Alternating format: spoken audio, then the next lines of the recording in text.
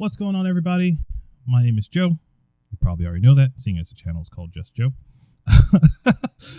This is just about anything. I never would have guessed. Where we talk about just about anything with just about anybody. Today, I have a good friend of mine, Mr. Corey Montoya. He and I, we work at the same place. I'm thinking about it, I have not known you for that long. I just realized that. Correct. Yeah. What is it like? I think the first time we probably met was like at an F&M. And I've only been playing Magic now for 2 years. So Really? yeah, I thought you played for a lot longer than that. No. Oh, I played Magic like way back when, but not. Yeah, like, like, I don't know. First time going in like Maitland store. So, I mean, that's how we know each other. I kind of wanted to talk a little bit about like that culture. Because like I've had this trend over the last couple of days where I get into work and then somebody comes and tells me some wild shit that some Magic player or some card game player did something. I'm just like, why? Why is it like always like check out this latest tweet? Check out this latest story on Reddit. Yeah. Check out this whole video on Twitch or whatever of the last Magic tour or whatever it was. Well, it's not even so much like people playing. It's more so of like, I will not say his name, even though he's probably going to end up being on one of these episodes at some point. We'll call him Greg. Okay. You might actually know who I'm talking about because I said that. All right. So Greg came in and was like, I played in this like qualifier, and this player I was playing against did this shit where like the guy basically just like was calling every little minute thing like judge, like, and it's just calling judge to like try to get something like over him, like trying to get a penalty on him, and I was just like, let me get the game for free instead of earn this through. Then there was also that where somebody was like, it was like in the last round of Swiss, and the guy's like, hey, you don't have a chance of topping. If you scoop to me, like I have a chance of topping, blah blah blah. Right. And then he's like, I don't know. And then someone else who was there was like, oh, let me look it up. And they looked it up, and it was actually the inverse, where that guy had no chance of topping, and if he won, had a chance of topping. So then I was like, oh, so you're going to scoop to me, right? You mean Greg? Oh, fuck. Fuck. I gotta censor that bad boy. Immediately. What are we, like 4 minutes in? God damn it. Well, now I know. Greg. Greg, how many times did I say that? Like twice. You said it twice? twice. Okay, cool. But you only said Greg once, and then you went Mike. Just immediately went. It's hard. You're like, you have someone's face in your head. Yeah. And, I can't wait until he hears this, and then he's just like, all right. He's not going to care either way. But Greg, he's like, yeah, so you're going to scoop to me, right? And the guy's like, oh, well, I was like, dude, you literally just like the same thing, and you're not going to take. Know. Yeah. I think sometimes like we joke around sometimes when like the degenerates, like those are the scummy like player, but I don't know if you've noticed that in just card game players or just, I think it has something to do with games in general. Oh, for sure. I think most people are going to do, most people think of a card or any game as like, I want to win and I'm going to do whatever it takes to win. Yeah. And, it's what line are you willing to draw to do that? Are you just going to, put cards up your sleeves? Are you going to cut your deck in a certain way? Are you going to train yourself to be able to shuffle a deck so that you can stack in a certain way to give yourself an advantage? And these are all different levels of what people are willing to do. And it goes all the way down to getting to top 8 and being like, would you like to concede to me, even though you don't have a chance? But some of us are just there to play Magic. Yeah, I won't say I give those things a pass, but I at least understand that. It's when that mentality bleeds into like real life shit is when I'm just like, you're giving everyone who loves this thing a bad name by being a shitty person. Yeah, if you are the first person, if you come to like a pre-release or something and you have a bad experience, like that turns you off to the whole thing. Man, this is gonna get. I said it wasn't gonna get like political or anything like that, but like this, it's tough not to. Yeah, I guess. So like, whenever I talk to most girls about like card games and stuff like that, I can tell that the first interaction they had with somebody was with one of those people. And it's just like, man, we're not all like that. Yeah. Like most people are cool and Right. chill. Like you just Right. met the like 10%. Well, I say 10%, but now I wonder if it's more than 10%.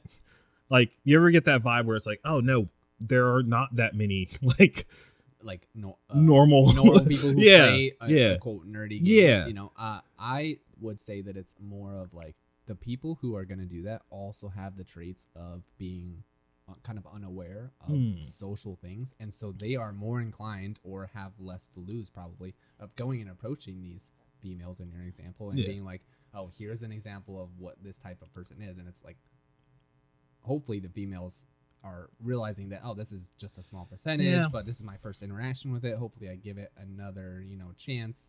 So most people don't. What? Because I would consider myself a nicer person. Yeah. I do a lot of nerdy things. Oh, yeah. But I have a higher empathetic scale than I would say most people. So that just like allows me to identify with my friends, identify with people who are not into the things that I am into. But I'm not the type of person who's going to approach women all the time. And, talk to them and chat them up if it comes up organically. That's different. I don't know. I think. Okay. I thought I changed to the wrong scene, just completely different camera. Camera's facing the wrong I thought way. it was like the camera in my room. It was just like see a green screen with like no filter. I feel like I've tried a lot more now to be more empathetic with people. Okay. I was definitely getting to a point where I was just kind of like fed up. Fuck all of you. You're talking about like the magic, just not just it's not just one. It's just, and I even noticed it sometimes with like video games too, like where people think they own a studio and like they treat specific developers shitty, and it's just like, dude, you're playing the game. Like this has nothing. People have too much time on their hands. That's true. That's sad, but I don't know. Like my approach has always been kind of like everything in moderation. Like if you're going to play Magic, sure, it's one thing to like go hardcore and you want to top events and you want to be in GPs and stuff like that, but you still got to take care of yourself. Things that are important and how you treat others, has always identified as something very important. I think the hard thing for me is I admire people that put in the work to be good at those games, because you've seen me play those games. I get really frustrated with them very quickly. So like the people who have gotten past that point, like to me is like an admirable thing. Right. But it almost seems like to do that, it comes at the cost of like some normal social norms. Like that, you lose a little bit. You want to win a pro tour? All right. Pay the devil his fee. Exactly. Like, I don't know. The other thing though is like, I guess that helps me in trying to be more empathetic with people is I remember being that guy. Mm-hmm. I remember being that like weird, like awkward, not socially like aware, nerdy kid. Yeah. So like, and kind of at some levels be like, all right, well, I did that. The Yeah. problem I have is when those people are older than me. And it's just like, how have you not? Come on, man. Like, I don't know. Did you grow up with that, or is it just like probably the prime example of in your example of as a kid where you were just I wouldn't say you're just unaware, I guess mostly. But I was growing up. I had just got an Xbox. I was playing Halo 2, going online. This is obviously the first time that not BattleNet. What is it called? Bungie. Xbox Live. Xbox Live. Exactly. Bungie. Yeah, Xbox Live. Yeah, it was it. And first online interactions. Yeah. Because I had a little bit with like StarCraft. I played Brood War for many years. I didn't play competitively. It was all use map settings. So don't try to challenge me. I can still beat anyone. Just some commenter. It's just like, yo, hit me up.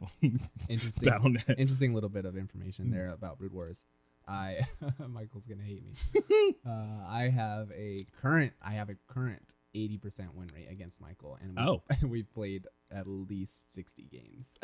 So like, I'm sorry. Just try. I'm just throwing that out there. Challenge me. It would be fun. I think the problem is I don't know anything about StarCraft. Right.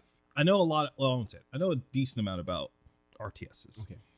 I actually think the first game I ever played on PC was SimCity. Okay. And then the next game was Age of Empires. Yeah. So that's like a common thing for people our age. Is like Age of Empires 2 or 1 probably. Like, did you play 1? Yeah, original 1. Yeah. It was SimCity, like SimCity 2000. Okay. Then Age of Empires, Sims, and then a bunch of racing games because I had an actual racing wheel and like pedals and whatnot. Right. Need for Speed. Need Porsche? for Speed.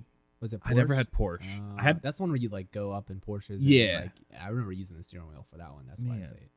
Fuck. I'm trying to remember what the next game was that I played. In your succession. Yeah. Of, this is so weird. I've never thought of like, because the thing is that, and I know we're kind of going on a side tangent now, but it's interesting to think about that from back then to what I play now. And it's just like, or what I enjoy now. Like how did I get there? Because I tell you, I don't play a lot of RTSs now. Yeah. I don't play like. Well, what's interesting is I think if you played a racing game when you were growing up, you were already thinking min-max. Because if you're trying to win a race, that's right. You're taking these angles. You're trying to get ahead. You're trying to find the best track. You're kind of like in a min-max mentality, but that could be broken down so that you want to win as well. So yeah, I don't know. But I mean, that's interesting because like it's only in. Back then, you weren't racing against other people. That's true. You were just racing against, but you still wanted to win. Like that desire to like figure out the smallest advantage you can get for yourself. Maybe I'm mixing, or maybe I just like the fine line between optimal and min-maxing is a little bit blurred for me, just because I just kind of put those, lump them into the same very thing. Similar. Like, but to be fair, I never played RTS when I was growing up. Oh, okay. So I played the games, but I was not playing them in the general sense. Okay, you were just clicking. So it was like play through the campaign. Oh, I can't beat this anymore. And I grew up a little bit religious, so I wasn't allowed to play the game on Saturdays, and so we would like cheat. My parents, and we'd play like a farming simulator. So I was like, we're not fighting anything. All we're doing is taking this we would generate a full map of trees, and we just see how long we could pass time until we could play games again and farm the whole map. Oh my god. And I did the same thing for StarCraft. It was not melee, which is like 1v1 or 2v2. Yeah. It was all use map settings where my brother and I we would make maps for other people to play, and we get online. It was totally different from the whole RTS thing. It was like an RPG that was made, or you could level up as a character. It was a pretty deep thing you could get into, or even strategies and MOBAs. That's where I was gonna say that's where that came from. Yeah. So like that makes sense. I think the closest thing to that for me was like Time Splitters. Ooh, that game, oh my god, popular guy. Oh my god, I'm gonna have to pause real quick. Problems at work. What up, bud? You're on a podcast right now. What's up? No, because the set's not out yet. The pre-release happened, but the set's not out. So they're still on Tournament 7. Yep. Yeah. That should start for them next week, I believe. Yep. All right. Take care. Bye-bye. Sorry about that. No worries. Big old mute. It's actually interesting. I knew the answer to that question because I played the Dragon Ball. Yeah, there you go. Branching out. I guess back to card games. Back to your original question. What you said? You asked something about maybe growing up younger. I was curious as to how did you ever have a moment? Halo. So when I started playing Xbox Live and got into Halo, this is my first experience with like voices in my ear, and I can talk trash, or I can scream at my loudest and throw my controller. That's where I got my like rage out. Yeah. And luckily for everyone else, I guess, except my family, there was no immediate danger to them, and you just have to listen to my yelling. Yeah. I think I broke 2 controllers in my lifetime. Never broke the console, never broke the disc. I took care of that stuff because I knew I wasn't going to replace that very easily. Like a controller was like by accident. In the fit of rage that I was because I didn't get that level 50 sniper or whatever. But I feel like I got that out at that point, and after that I kind of took a break from competitive stuff. It was more of like single player games and enjoying my experience as a gamer, I guess. I think that people who can have a new value for single player. God, this sounds terrible, but single player gamers, because there was a long period of time where like everything I played was competitive, and it was like Overwatch, Battle Right, fucking Paladins, like there wasn't anything installed on my computer Right. besides maybe Skyrim that like Okay. wasn't me playing against someone else. And Wanting that competitive edge. yeah, but the problem I had was I played so many of them that I was never amazing at any of them. I was okay at some of them, but like never like champion or grandmaster rank or anything. So I hit a wall where I was just like, I hate this. This is not, I'm not having fun playing this anymore. And then recently I started playing more single player games. I picked up The Outer Worlds. Okay. And then I picked up Star Wars. Right. And I'm like, are those only two recent examples? Because those are both games that have come out literally in the last 2 weeks. Yeah. I'm trying to think if I played anything else single player wise. Not even recently, like in the last. I bought The Lords of Fallen. I mean, I played single player games along the way, but like Lords of Fallen, like the Dark Souls garbage Dark Souls. Man, yeah, that game sucks. Well, I paid $5 for it too. Oh, so yeah. I'm right there with you. I don't but know I saw how it much for I sale. paid for it. It was probably on sale, like $5, because that sounds very similar. That's to what it should be worth. Honestly, that game is not good. I bought the Surge. That's still kind of recent. The Dark Souls like craze. I played Demon Souls, but like that was not me either. Like I could not get into that. Nope. I was just like, why would I want to bang my head against a brick wall? Like this is not fun. Like who's enjoying this?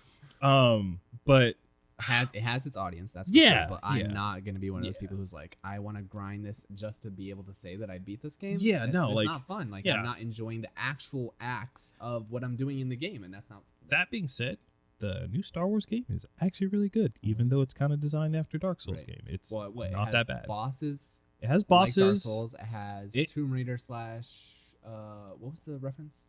Uncharted like. Yep. Puzzles and whatnot. Puzzles. And the last thing was.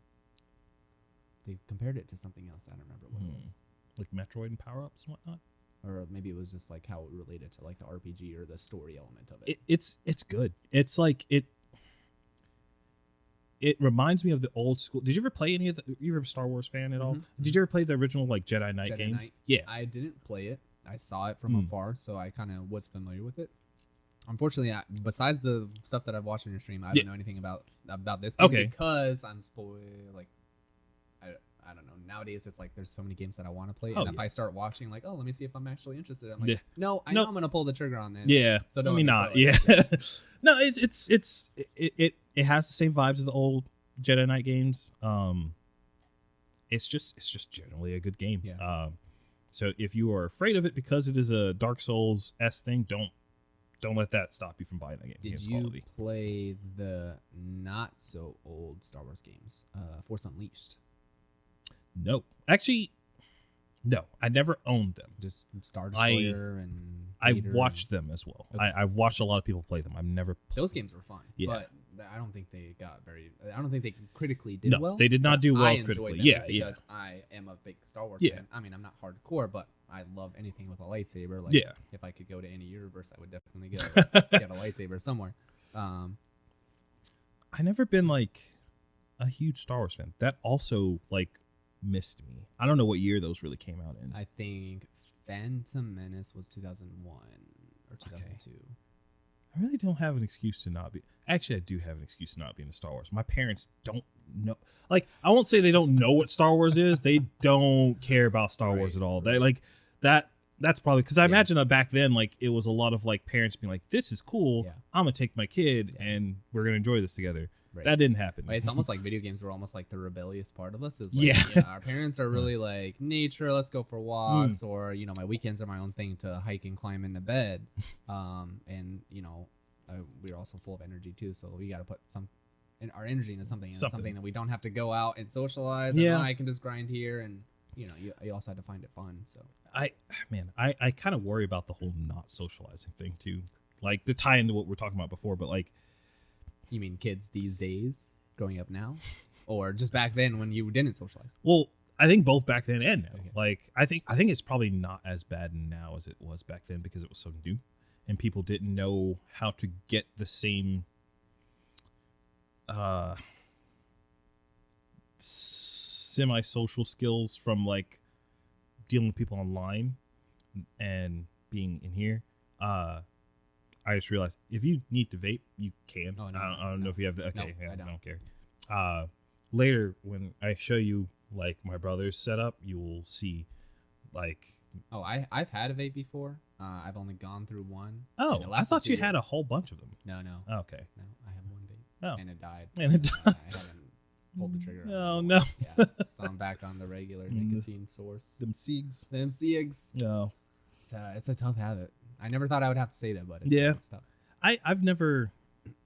Yeah, you're lucky and Yeah, don't do it. I have no intention of Okay. doing it. I have this really stupid, but it's both good and bad. Like, so I have this weird mental thing where it's like, I don't want to use anything that would make existence easier. Okay. Yeah. As dumb as that sounds. That's like, not dumb at all. That's so like a really good stance to have. It's like I want to feel every single like bad, good, whatever, but I don't want anything to make that easier. God, it really sounds stupid the more I'm saying it, but like I know that the thought process doesn't really make a lot of sense because there's medicine and that does that same thing. Right. But you can't lump it all into yeah, but like I don't know. I think, and I've tried vapes. I've tried like different types of drugs. Like it's just never been something I'm like, oh, cool. Yeah. This is life changing, and I try want to continue using this thing like for the rest of my life. Like it's never gotten to that. Never had that effect. And I think I started smoking only because it wasn't necessarily that I was bored, but it was just like I had moved to the South recently, new friend circle. Yeah. One of them smoked, and we're outside on the porch. Oh, let me try it. Yeah. And it just became like, oh, once a week, twice a week, and then you start a job, and you're, Yeah. It's a social thing. Perpetuates itself. So I think drinking was that for me. Like I'll blame Magic players for that. I was in college, and like the card shop that I went there as a little kid, played a bunch of Yu-Gi-Oh. I was like really into that, and as I got older, I got more and more annoyed and sometimes embarrassed by like the other Yu-Gi-Oh players, because in that space and in very commonly in most places they're less mature than Magic players, just because the age demographic is different. Right, it's a little bit skewed a little bit younger. Right, and I've always grown up hanging out with people that were above my age. Like when I was in high school, I hung out with more teachers than I did students. Like I played golf. Like I would literally go on a weekend and go play golf with my science teacher. Yeah. Like fucking like that. I enjoyed it. If I wasn't playing Yu-Gi-Oh, I was playing golf. Like that's crazy. I was homeschooled a little bit for the first 2 years of high school, but the 1 year I was in public school, I spent every single lunch playing. I don't even remember what the game was called, but it was a regular deck of 52 cards. Okay. With all of my Asian friends. And we just spent the whole lunch period playing this game, eating, playing this game. And I wasn't like out and about or going out on the field or anything like that. I played sports the whole time in all 3 like seasons per se. What kind of stuff did you play? There was 3 seasons. I started off when I first got there. I got sucked into doing cross country. Okay. And I hated it from day one. Rough. I was like, why am I ran doing this track. to myself? That Oof. nothing. It's not that.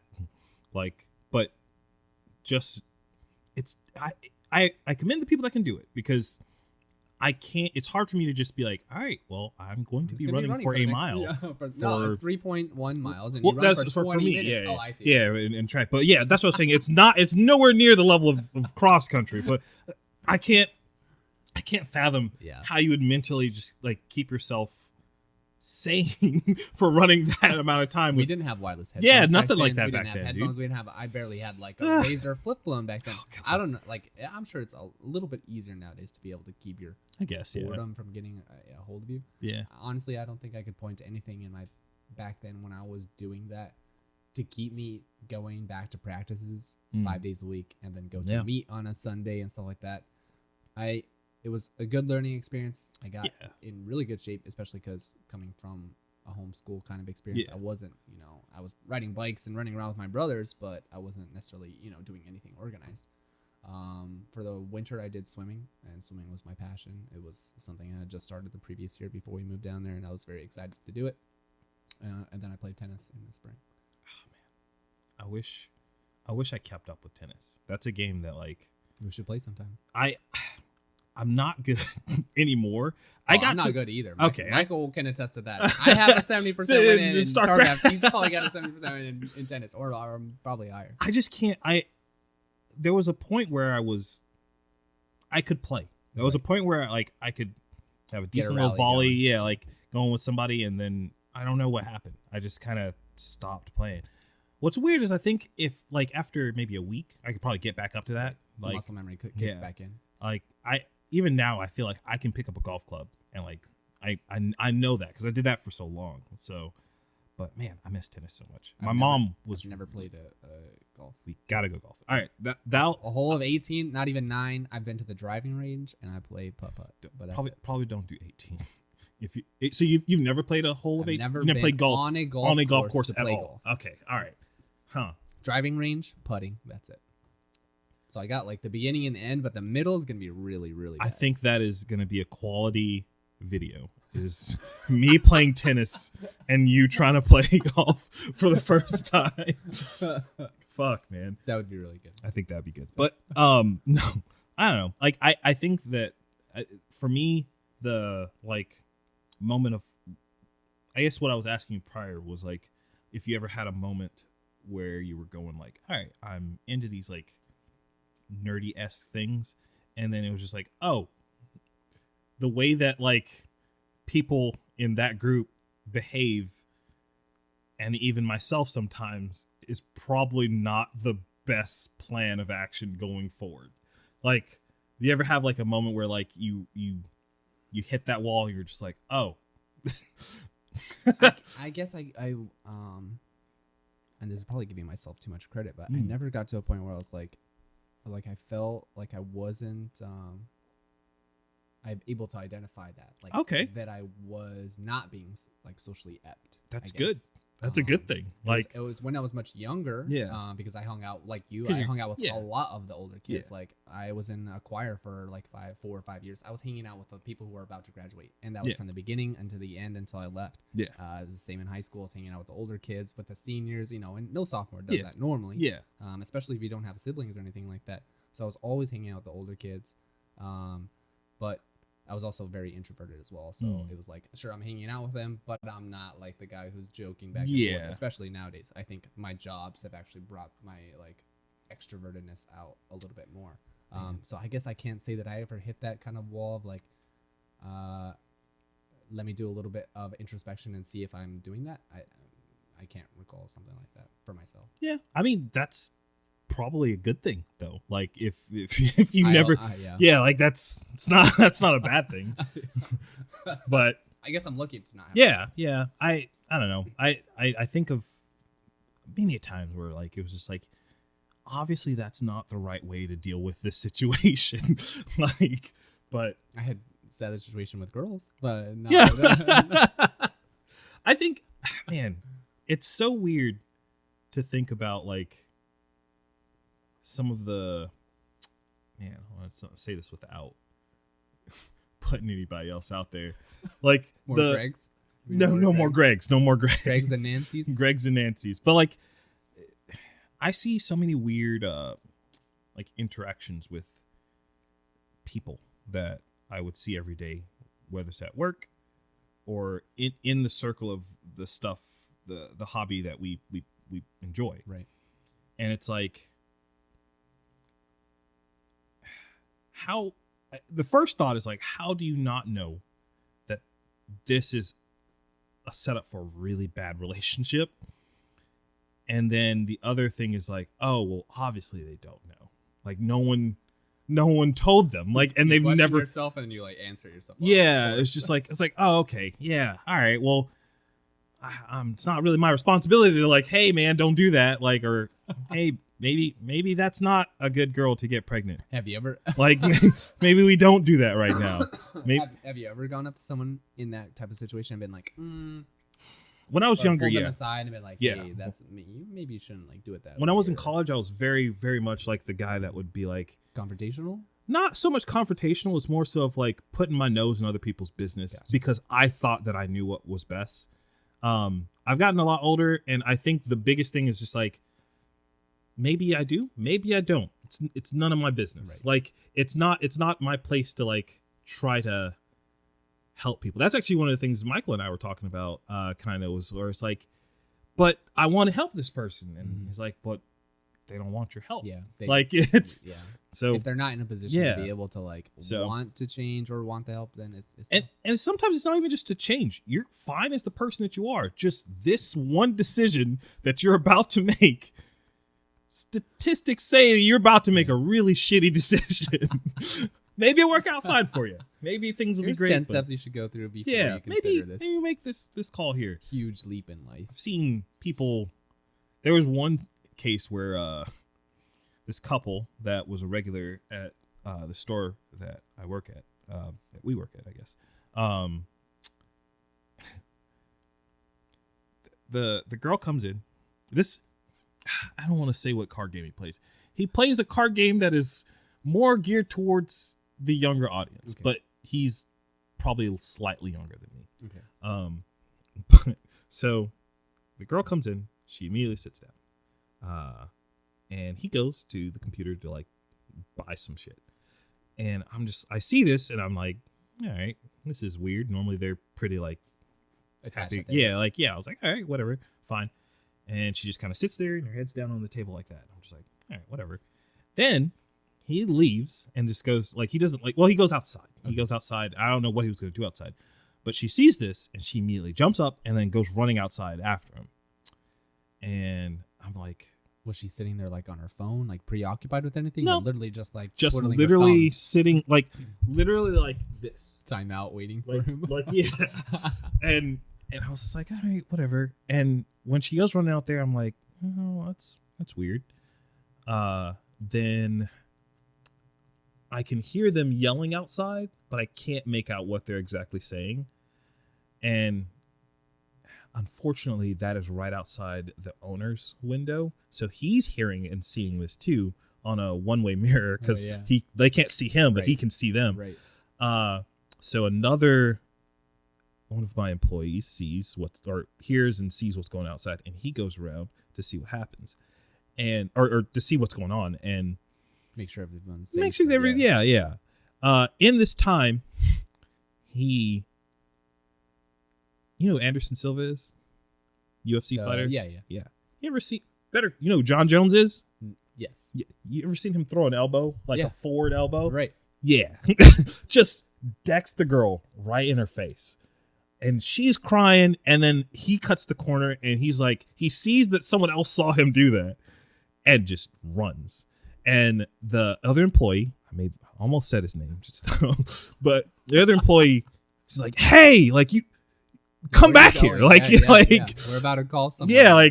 And long story short, they both get like banned from the place, which I don't necessarily agree with banning the girl. It shouldn't be one-sided. But yeah, that happens. And like all this time, I'm just like, I know that this exists in other like hobbies and stuff, like, but it just seems so like, obviously you don't do that, man. Like, it's weird for me to have to tell you that you can't do that. Like, I don't know, man. There's stuff like that happens all the time where it's just like, man, please just like, I want just magically for people to just be like, oh, okay, well, I'm making this person awkward, or, oh, I'm making the situation worse. Right. And I don't know. I think for me, it's always been a little bit more like the Zen approach. There's only there's a limit to what I can do. There's a limit to how much I can affect what the other person is thinking. Yeah. And maybe there's a little bit more effect of what they actually are doing. But I've always taken I think it's been fine for me. There's probably some instances where I miss an opportunity to do a greater good. But Yeah. I've always taken the observer approach. Like, it is their business, and that's something that they it's between them and whoever it's happening, or something that they just need to work on themselves. It's not until I have an interaction with you where, all right, I've known you well enough, we can have a conversation about something deeper, or we can, let's analyze something, or, I'll just kind of fish for a little bit more information. Yeah. You get someone talking and they'll eventually tell you what their perspective is on something. Yeah. I think people are a lot more open than people think. Oh, yeah. People give them credit for. Like I know for sure. So I grew up very religious. Okay. My parents are still very religious, and it was weird. Like people,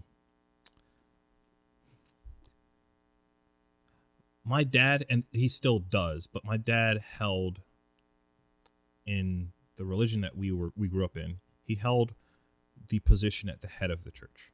I'm trying to say this without saying exactly what position he held. Gotcha. And so growing up as the son of that, it was weird to see how open people were, or with me specifically. They would tell me stuff that I'm just like, what? Like, I remember specifically one moment where there was a girl who was like dating another one of my friends, and we were coming back from somewhere, and I'm just riding back with her in her car because I didn't have a car at the time, and she was just like talking to me about like fucking how she was like doing anal with this guy, and I'm like, what? First of all, you're like 3 years older than me. Second of all, like, Why are you talking about why are you telling me this? Like, I was like, what is that? I remember specifically one day where they were all at my place, and I was still, I don't know how old I was back then. I would have been like, 15? Maybe 15 or 16. So, like, obviously, like, I get what's happening. Right. Like, you but understand what's going on, yeah, but not maybe necessarily yeah. Like, I remember them laying on my bed, and they were just like talking or whatever while everybody else was playing like games or whatever. And I got up to get food, and as I was coming back, they were just like making out on my bed. I was like, nope. I was like, I don't care if you, I don't care if you do that, but like not where I sleep. Yeah, like, exactly. Like, just roll onto the floor. God, keep dude, on going. it was just so. It was this weird thing where it became they couldn't talk to their parents because they were super religious. Yeah. They couldn't talk to my parents because they were very religious, and I'm their friend, so they were like, well, I can talk to him about this stuff, and I'm just like, maybe he has some knowledge that we. Yeah, no, I don't. Like, I don't want. Just as lost as the yeah, rest like of I don't fucking want to deal with your baggage either. Like, I got my own stuff going on. Like, man, it's just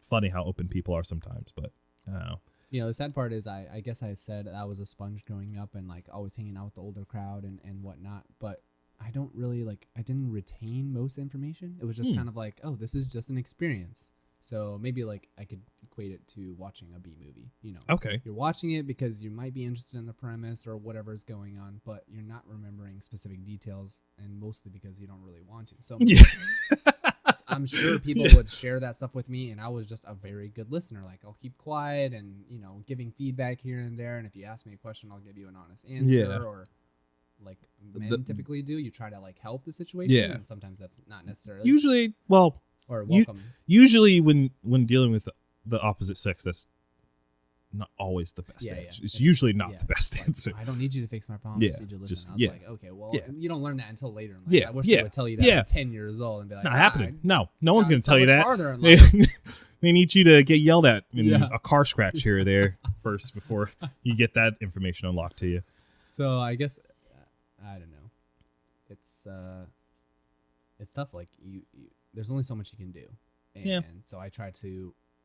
If it's especially if it's out of my control, it's not worth the energy for me to, you know, worry about it or stress over it, unless it's someone I care about or it's something that I'm very passionate about, a certain topic or a certain, you know. I actually am curious about this. This is a question I don't ask many people, but I should. What, like, obviously we're working at the same place. What is like end game for you? Like, what are you trying? Like, what do you think as of right now is something that you would want to invest time, energy, money, like, and later in life? Yeah. Like, what are you? What is? I've unfortunately, well, not unfortunately, because I kind of like that's something that I value in how my lifestyle is. But I've never had that type of end game goal. Okay. Growing up, I wasn't like, I'm gonna be a fireman or I'm gonna go to space or, you know, I'm gonna be a teacher. You know, I never had those things. I always had an idea of success, but happiness was more important for me, and I've kind of like gone in that direction, and it's immediate happiness and looking as far as I think I can look into the future to maintain that happiness and those people around me that I feel happy, that I want to make me happy as well.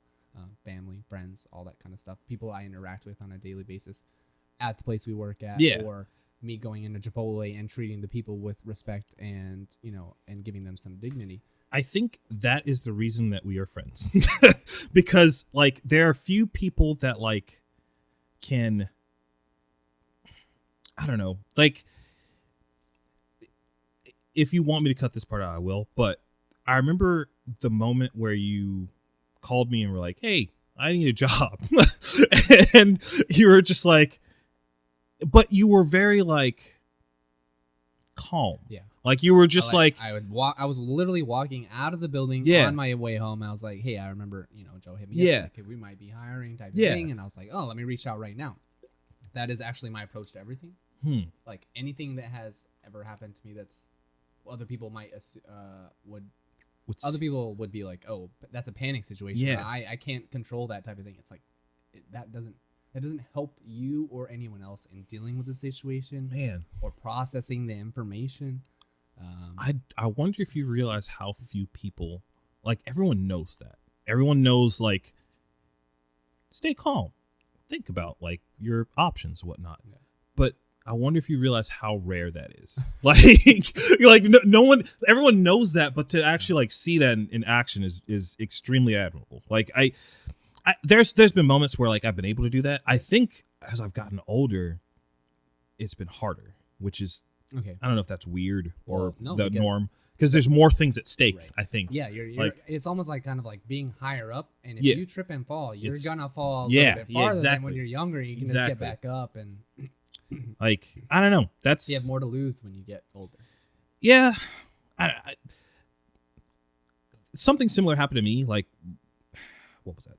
2 years ago, where they just canned an entire department at my previous place of employment, and a place where I had been making good money. I had gotten kind of promoted already. Like, I was in line to take over this department, and then the department disappeared. Yeah. And I wouldn't say that I panicked, but it didn't. I can't say that it didn't affect me at all. Like, it just, like, I remember that moment, and I was just like, well, I have two options. Either I can toss a coin and try to find a similar job, right, which is going to be really hard to do, or I have this backup plan here at the place we work now that is a surefire thing. Like, I've worked there before. And I went with that. I'm happy that I did, because I think one of the things that I learned in that whole process was my old job was a lot. I don't say old. I'm actually shooting a gig for them in 2 weeks. Okay. So I still work with them, but not to the same degree that I used to. Not full-time employment. Yeah, not full-time employment. But that job was very much just me and the videographers underneath me. Okay. And I only dealt with them over the phone and via email. So it was a very antisocial job, which is not a bad thing, I would say. It was just, I think after enough years of that, there's something that definitely changed, like in the way I think and way I deal with people. And I was like, the moment I started working at our place, like where we work now, I was like, oh yeah. That's what it's like to deal with people. Yeah. I was like, that's what it's like to be in charge of people. Yeah. I was like, okay, there it is. Like, have a customer in front of you and how you handle it. I mean, I have a similar situation too, where I was working as a lifeguard, and that's kind of like where you have all the authority and you just tell people what rules not to break. Don't do run. Don't double bounce on the blah blah blah blah blah. And here's the rules. And then I switched to a job. Where I was a waiter, and you have to go to your table. You have to be friendly. You have to answer questions. You have to be prepared. You want to strike a conversation. All of these things are going to aid you in doing your job better. Yeah. And that literally, like, took me out of my introverted self and maybe a little bit power hungry in the first job that I did. Pulled me out. It's like, hey, you got to be like a personable person. Yeah. You got to be able to identify, read the table so that you can do your job better. And reap the benefits. Yeah. Extra tips. Yeah. Exactly. I mean, that's really what you're doing. Yeah, that's like, your job. You're trying to sell, and you're trying to be friendly, because if you're not, it's appallingly apparent. Yeah. I just went to Kiki's with one of my friends from my old job, And sure, it was Sunday, and sure, it was brunch, and the place we waited 20 minutes just to get sat. But the waitress had, like, it wasn't, hi, how are you guys doing? Yeah. Welcome, blah, blah. I was like, what do you want to drink? What do you want to eat? Jesus. Do you want more coffee? Yeah. And here's the check. And I was literally, I looked at my friend, I was like, I didn't see a smile one time. Yeah. Like, the one person who smiled at us was the manager. And she has obviously figured that out already. Yeah. I'm a manager. She's been through there. I'm in charge of people, and I don't want to like offer these people free food because I'm going to smile at them. Yeah. At least they have some sort of good experience to remember. But, you know, that has, like I said, like you have to be able to see people and see them for what their current situation is and read it well. But I think, so the weird thing with that is like trying to do that for, I guess you did. You obviously tell like, hey, it's busy. Like they're slammed. So in one hand, you're just like, I get it. I understand why like you're frustrated right now. But on the other hand, it's like, I'm paying you for a degree of service, I guess. Yeah. And when you don't deliver that, like you're falling short. At least smile at me. Yeah. That's all. That's all I was asking. Yeah. At that point, yeah. Like I said, I did the job before I knew what was expected and stuff like that. But she didn't smile. It just broke my brain. Like, how long have you been doing this? That you don't. I don't know. Yeah. Some people. I feel like that job is a little bit more apparent of like. You see what your merits are. Like at ours, we get metrics and we get these readouts and stuff like, hey, here's your numbers type thing. Yeah, I so like we work in different departments. Where I am, that is something that we pay attention to.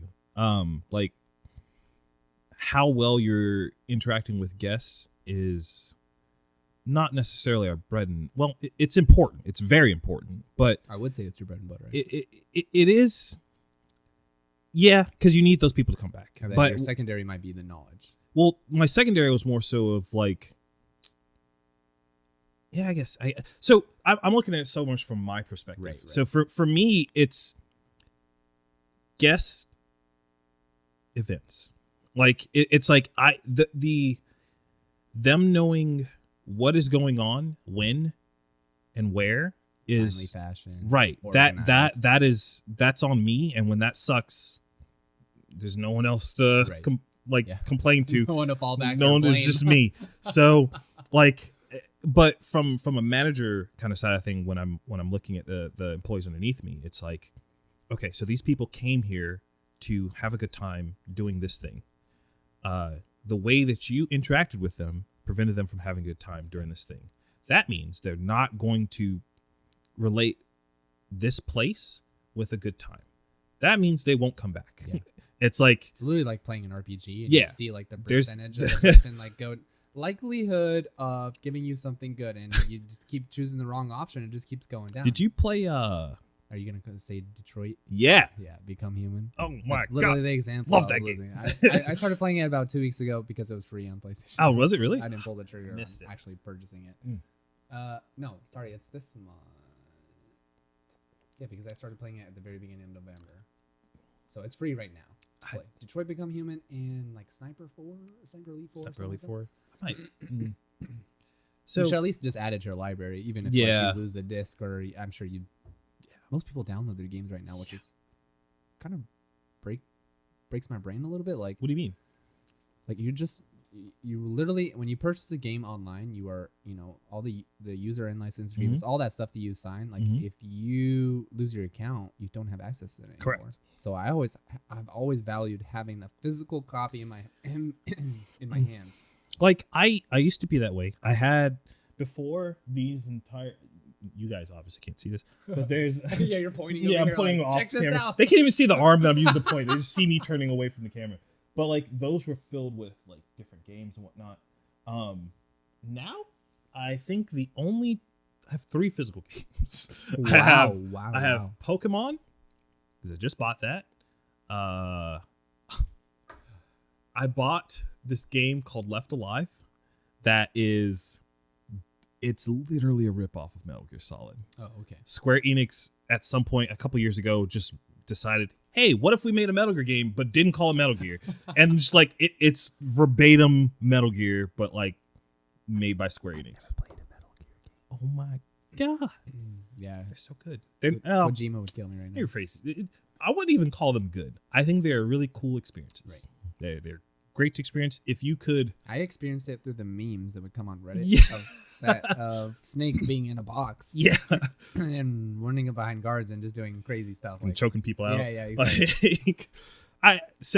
But I have that, and the other game I have is Call of Duty World War II for the Xbox One, which I have not played in at least 4 months. Yeah. So,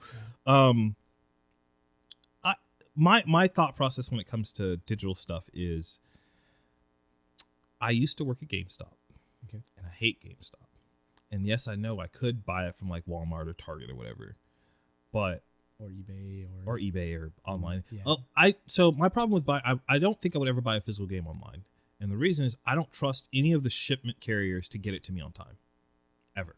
Oh, so you're Like, so you're just too impatient in order to wait for your physical product? Well, so I think I get a pass on that because of streaming. Okay. So like if I'm trying to I need it day one so that I can play the game on day one.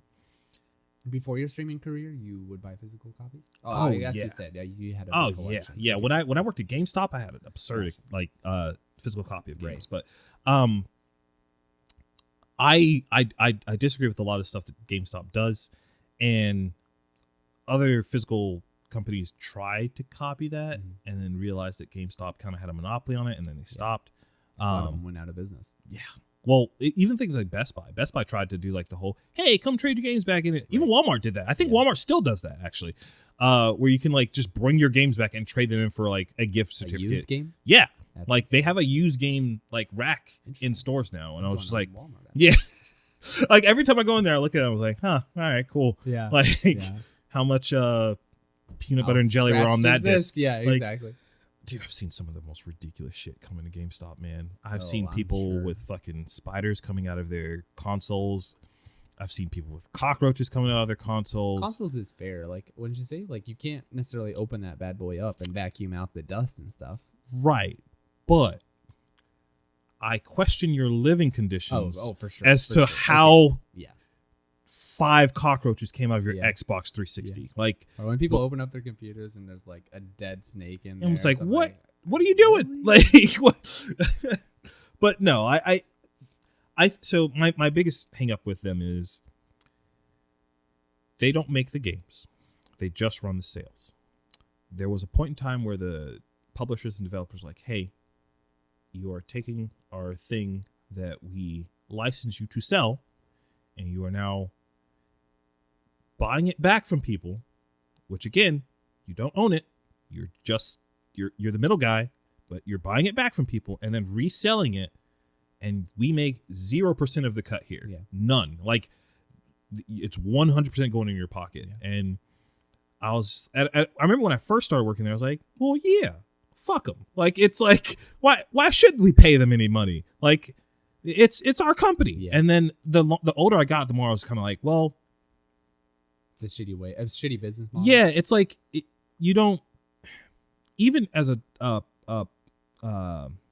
end user, like even as like a consumer, you don't own, even like when you have that disc, you don't own a copy of.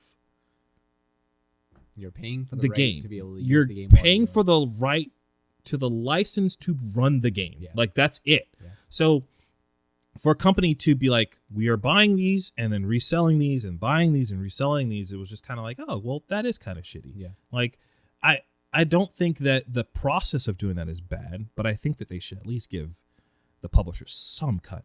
It doesn't need to be 5%. That's not a business model though, right? Like if GameStop stepped into the GameStop forced themselves into a market where in the 90s and probably the 80s, kids were buying games. Yep. And instead of like giving it to a friend or selling it to a friend, they needed somewhere where they could get rid of this game and try to get some of their money back. Right. And GameStop was like, hey, we can step right in here and we can just buy these games off people and still make money once we try to sell it again. Right.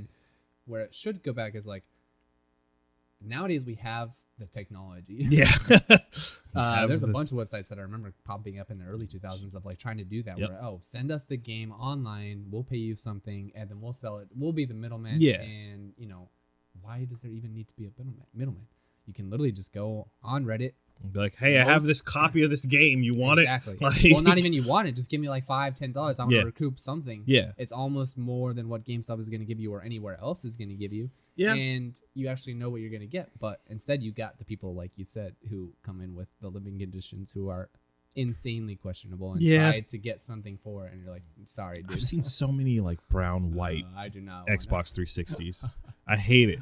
It's just like you smoked 15 packs a day and you did it directly in front of your Xbox system, and now it's just brown. I'm just like, well, we can't take this. Like, sorry. That's insane. I don't know. I don't like to bash on GameStop too much, but we bashed. Yeah, we did. I don't want to say sorry, GameStop, but like, yeah, it is what it is. They're not going to be around for too much longer. You don't think so? You don't think the small, I shouldn't say, the growing community of gamers, especially nowadays, like Fortnite being the prime example of, to me, of like a young generation coming into the gaming. But think about things like Fortnite and Overwatch and PUBG even. How does GameStop make money off of that? They don't. They can't. No. Like they never adapted to a digital landscape, and so now I think they're trying to now, but it's too late. Right. Like they're behind, too far behind. Like Steam and every other, well, I say Steam for PC, but like even on PlayStation and Xbox Network, Xbox Live, they have these like Game Pass. I think it's just GameFly exists. There's so many ways for people to play games, $60 valued games at next to nothing. I haven't Redbox. Yeah, like Redbox. Like I didn't pay $60 for Outer Worlds. I bought the. Did I pay $60 for Outer Worlds? How did I get that game? Oh, I have Xbox Live Pass. I have the Game Pass. So I got it through Game Pass. Star Wars. Did not buy that game for $60. I have EA's premium access. Okay. Cost me $10. Like minus 1 point for you. Yeah, I know. I'm sorry. I can't support. I love Star Wars. Yeah, and EA will probably do their games forever, especially now that Disney, has that. That's true. I just can't. Like EA, it's a garbage company. Yeah. It's a garbage. Let me phrase it. It's a garbage publisher. Yeah, and that's kind of where my mentality is with there. I don't think I will ever buy an EA Sports game. Nope. I also don't think I will ever buy like. I actually don't play sports games on any. I used to like them, man. I used to really like football and especially soccer. Like I loved playing soccer sports games because to me they were like the most. You injected more strategy and that decided who won in soccer games compared to other sports games. Right. That and hockey. Like who can hide which play they're paying better or blah, blah, blah. Yeah, like I always was of the opinion if I was going to play a sports game, like why play this on a TV or a console? I just go out and do it with my friends or my brothers or whatever. Preferably, yes. Like, I always played video games for the aspect of I don't want to be in this world. I want to escape and I want something else that is not. So if it's something that I could experience, why would I experience it on a screen? Yeah, that's fair. Yeah. That was always my approach growing up. So that's why I don't play sports games now. I also play racing games because I know that I can't go 90 miles an hour on the mean, you can in some places. You're right. Probably cost you a couple $100. Yeah, well, it would be a flight to Germany just to get on. You can get on a racetrack here, man. True. There's racetracks around here you can get on. And Michael has told me that before. Yeah. He's always telling me, oh, yeah, I have a friend who could get, on the track. I love Michael to death. He doesn't fall through. So much stuff. Oh, man.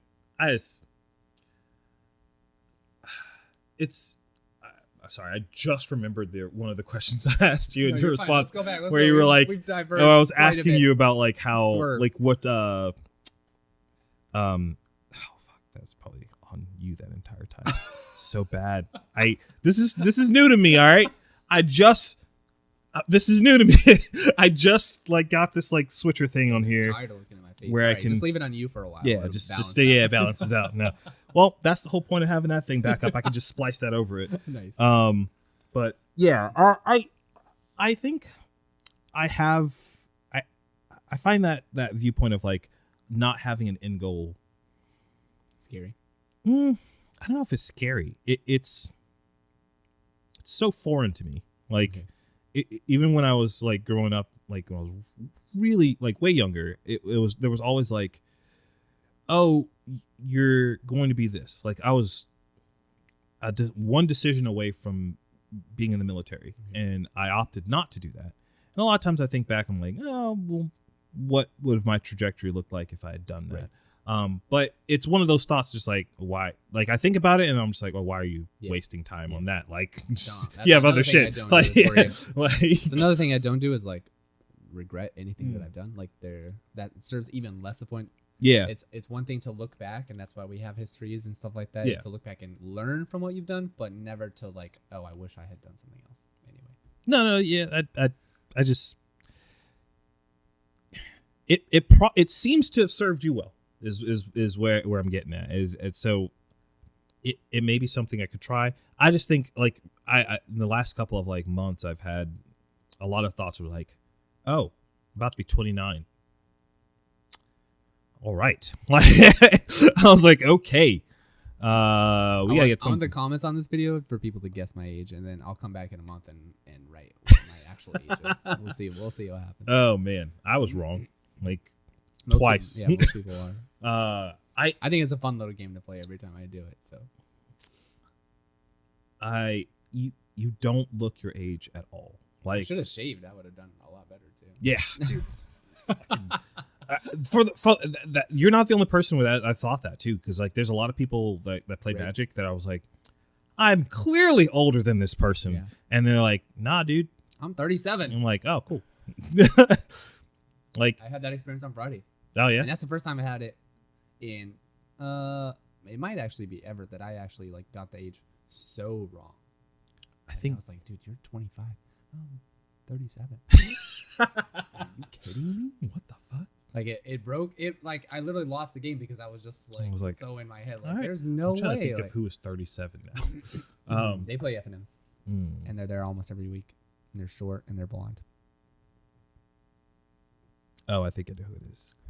Does he play at other stores frequently as well? Okay, yes. Yeah. Does he enjoy a beer too? Yeah. Okay. All right. Shout out to you. Yeah. You know what we're talking about. We have a nickname for like what? Oh, I don't know the nickname. No, we have a nickname for what he does when he shows up. Then we call it, and then we say his last name. We call it that. Yeah. Oh man, love that guy. He's funny. Yeah. But I'll beat him one day. Yeah. I'll probably haven't beat him in a while either. Yeah, he's usually. Yeah, he's not got bad. on quick to like playing the top tier deck, Yeah. and you know, it anyway. Yeah. Yeah. But I don't know. I've gotten to a point where I just don't even bother trying to guess anymore. I'll make my assumptions in my head, but I just assume that they're wrong. Right. Like, I was gonna ask one more thing and I can't remember what it was. The thing that sucks is I can't see how long we've been going on. Oh no. That's one of the benefits of having, and I used to have a timer on here. Check when your last phone call was. When Sam. Oh yeah. That's a good. That's a great milestone. way. What was it like 10 minutes in? I get a. That's my favorite part about podcasts is like, anytime they're talking, they'll be like, oh, how much long do we have? It's like most of us listening are like, dude, we don't care. Just keep going. I know. I more so am concerned for the guests like time. I don't. I was prepared to be here for many hours. Okay. So, all right. Cool. All right. If you are get tired and you're like, dude, it's time for me to go to bed. I'm like, all right, we can start. I'm off tomorrow, so like that's the other thing is like I know my time is like pretty unlimited. My old job was 6 to 7:30. That was a little bit of what my day was, but it wasn't as physical, so I'm fine. I'll go home, make some food, and we'll be just golden for tomorrow. And if anything, I'll suck it up, and I'll have a reason to look like everyone else. My experience was today at the different location. Are you back there tomorrow? Yeah, I'm back there until Tuesday next week. Is that a permanent thing? Nope. Okay. No, when I come back from vacation, I'll probably be back at our store. What? because I'm going on vacation, which was interesting because at the interview I was like, hey, I already have this plane ticket. Okay. I need to go home to Portland. Is that going to be like a problem? No, we'll work through it. Yeah. So I'm leaving on Wednesday, fly to Portland. I'm there with a week with my family, and then I fly back on that next Wednesday. So that's cool. Yeah. Not looking forward to the weather, but it's not like it's any different from what it is right now outside. It's pretty cold for Florida. But I think, man, do you have like, I guess I would have inferred this from us talking. You have like pretty decent like family like ties, I'm assuming. Now I just left the camera on myself for a really long time. Yeah, this is hard. All right, we balanced out, boys. A lot of editing, but that's okay. But like, do you have like Yes. Yeah. Okay. I have parents that are still together. Two younger brothers. My parents actually, to just give a little bit of background, the reason they're in Portland is because my grandparents moved up there. So my mom kind of moved up there to be like, hey, we can be here in case you need something. Yeah. Much opposed to my father. I would imagine. As much, yeah. But, we thought that maybe, another uncle relocated up there soon after that. And there was almost a chance that my third uncle on my mom's side, or my mom's second brother, who lives in Huntsville, was going to join up there. And I was like, oh, well, that would be great. Like, if I get tired of Orlando, I could like move up to the Northwest and just be with all my family. So we're pretty not close. We don't talk every day, but we did a fantasy league one year. Oh, that's cool. It was a pretty complete family, I guess. I don't I don't have that, but I don't say that as like that sucks. I just say it as like it's always interesting to me to see those two different dynamics play out, because like I'm close with my brother, like, and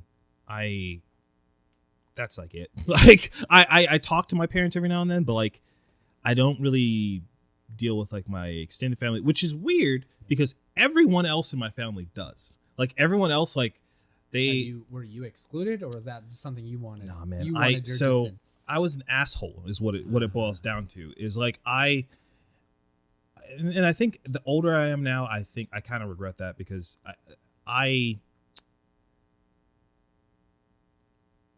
man, this sounds shitty because it was, but it's sometimes like reality. Yeah, it is. Like I had this really, really bad complex of like, back up. My family is from like the Virgin Islands. So it's Dominica, St. Croix, St. Martin, St. Thomas, all that stuff.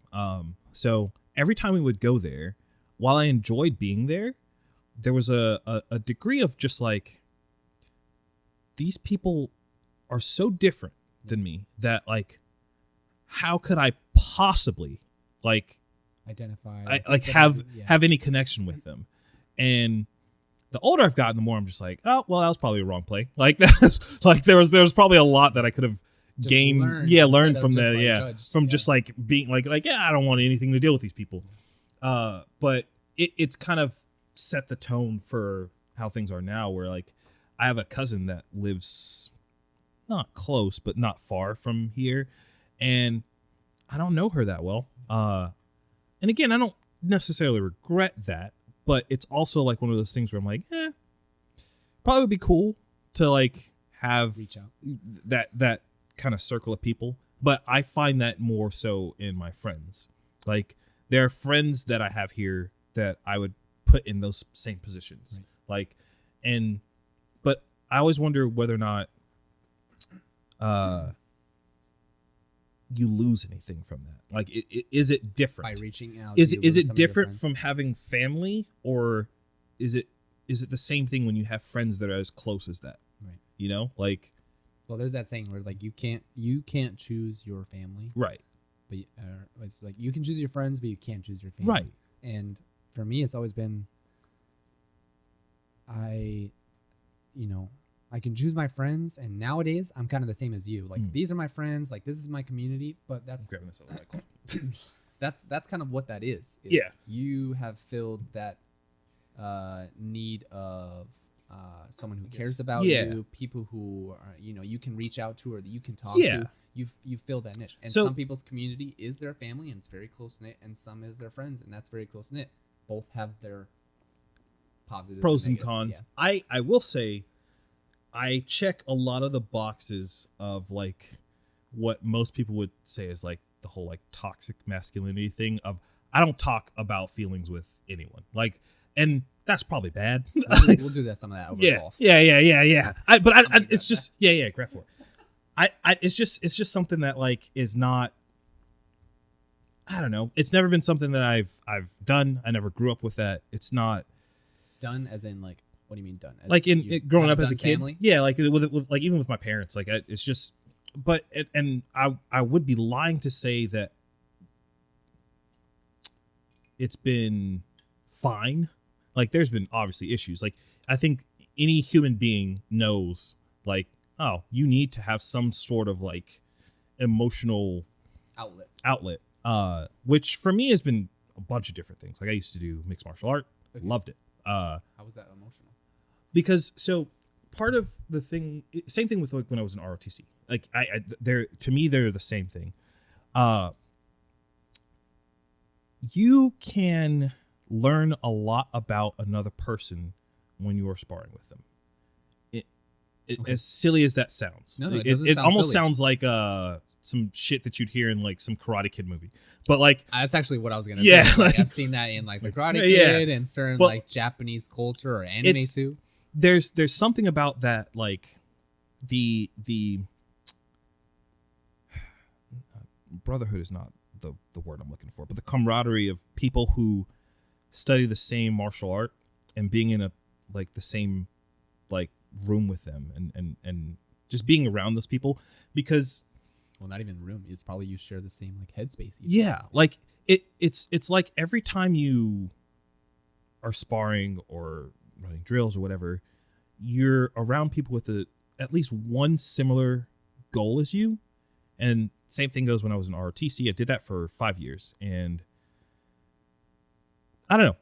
For me, the emotional thing comes from that, where it's like I can. It's an outlet. It's an outlet of like physical. It's almost like you're working through the puzzle of your own mental hangups through a physical medium. Okay, if that makes any sense. Gotcha. Yeah, like I've never experienced that, but I can see how that would definitely work. I would recommend it for anyone. The only reason I stopped is because I hurt myself pretty bad. I say pretty bad. It's not that bad. Like I'm very careful. Hurt my neck pretty bad. So gotcha. I'm something you can't really. Yeah, I don't want to mess that up too bad. But anytime I get a chance to hang out with James and the guys from there, it's always nice. They do have I'm not a very religious person. Yeah. They are very religious people, and I love them to death. Religious, like outside of the martial yes, and they don't. That's an odd mix to me. you telling me it's like a very physical and like dominating type thing, and then you have like this religious aspect. They're very kind people. Yeah, they're extremely like giving and like very open. Of like religion, the core of what I would assume karate or like. I mean, so that's a bad assumption actually, probably on my part. No. What I practiced was Brazilian Jiu-Jitsu and Muay Thai. Those are the two like disciplines that dojo really delved in. Okay. But I didn't even do it for that long. But I really want to get back into it, but I want to figure out a way to do it. A little bit over 2 years. Okay. A little bit over 2 years. So kind of like dipped your toe almost. Dip your toe in it. Yeah.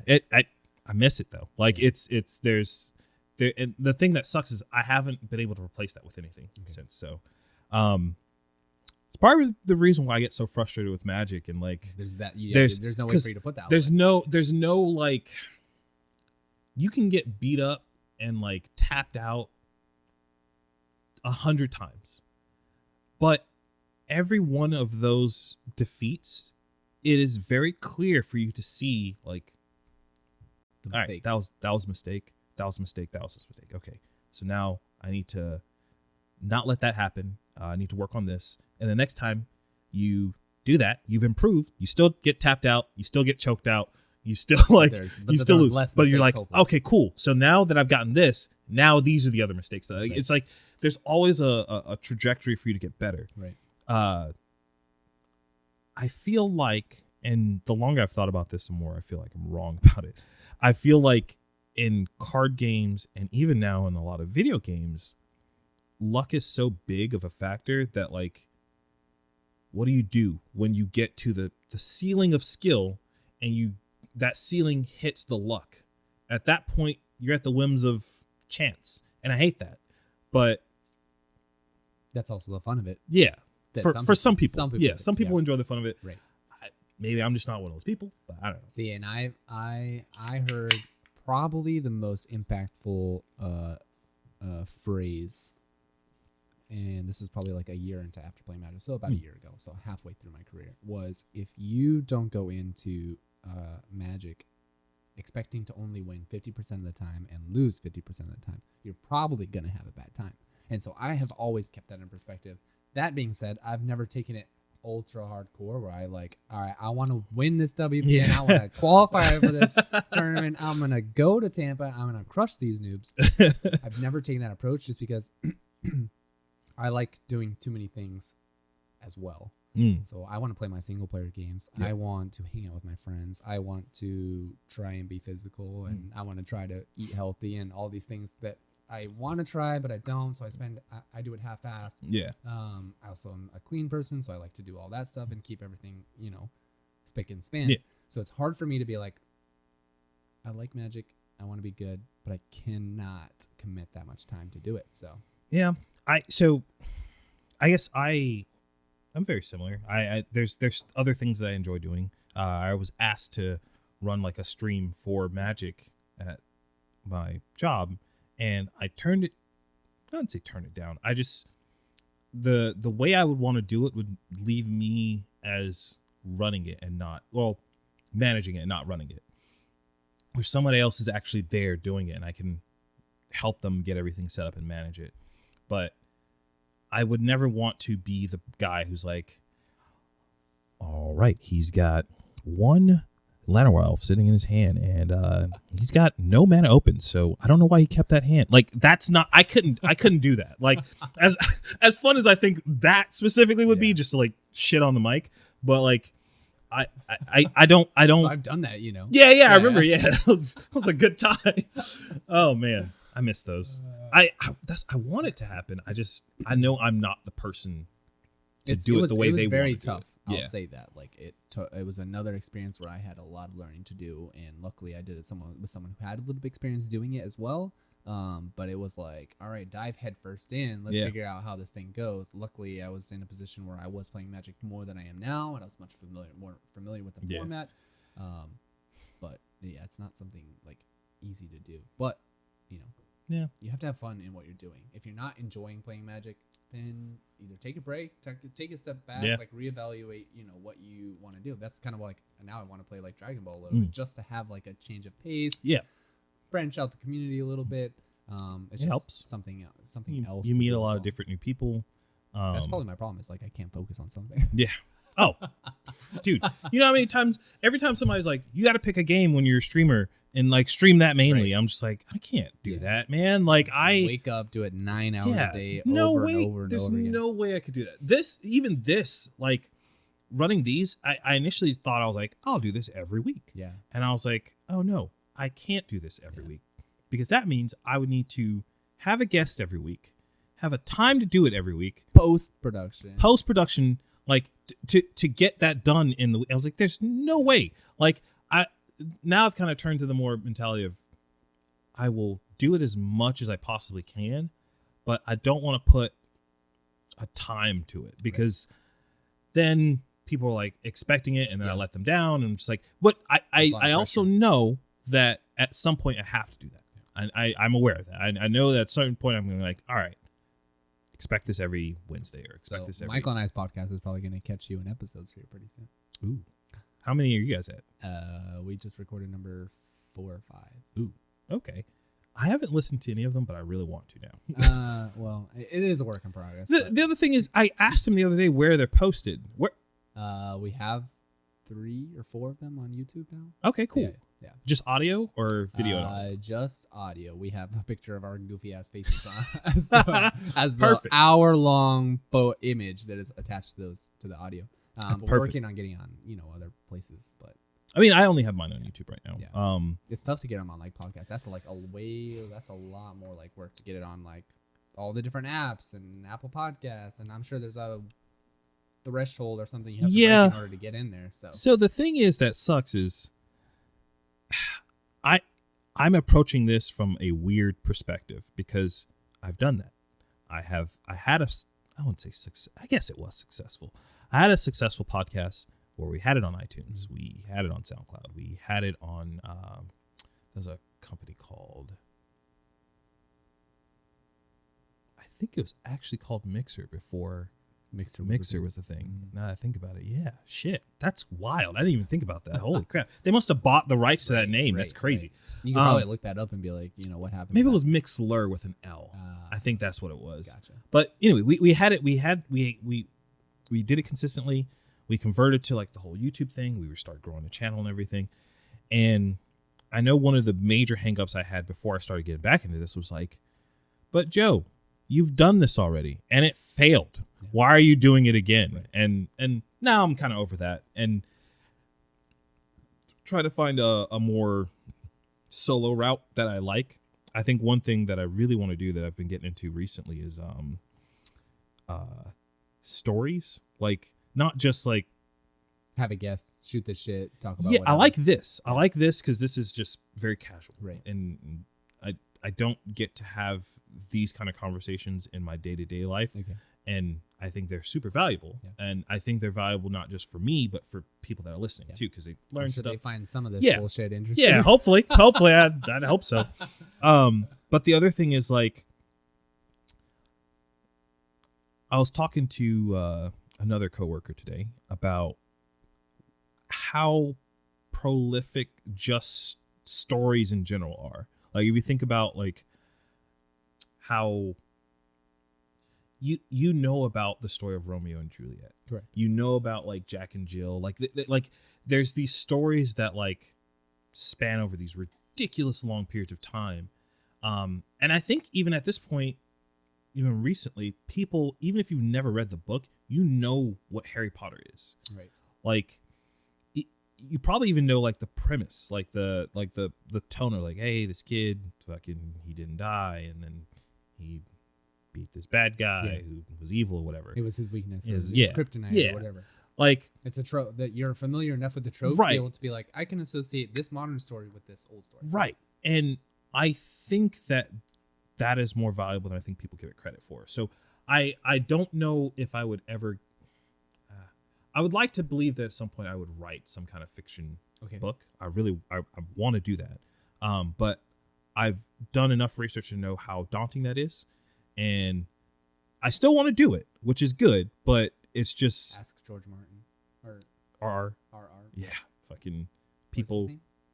George R. Martin. That was complete, right? Yeah, I think so. Martin. Okay. Yeah, I just skipped the R's. Yeah. Somebody's gonna be like, no, that's not his name. Mm-hmm. We'll get corrected. But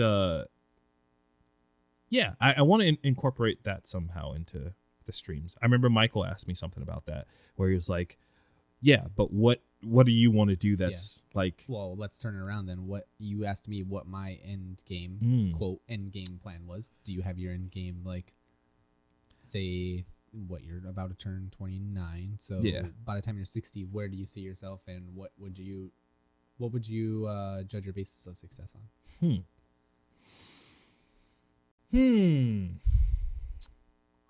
For one, I think I would have a better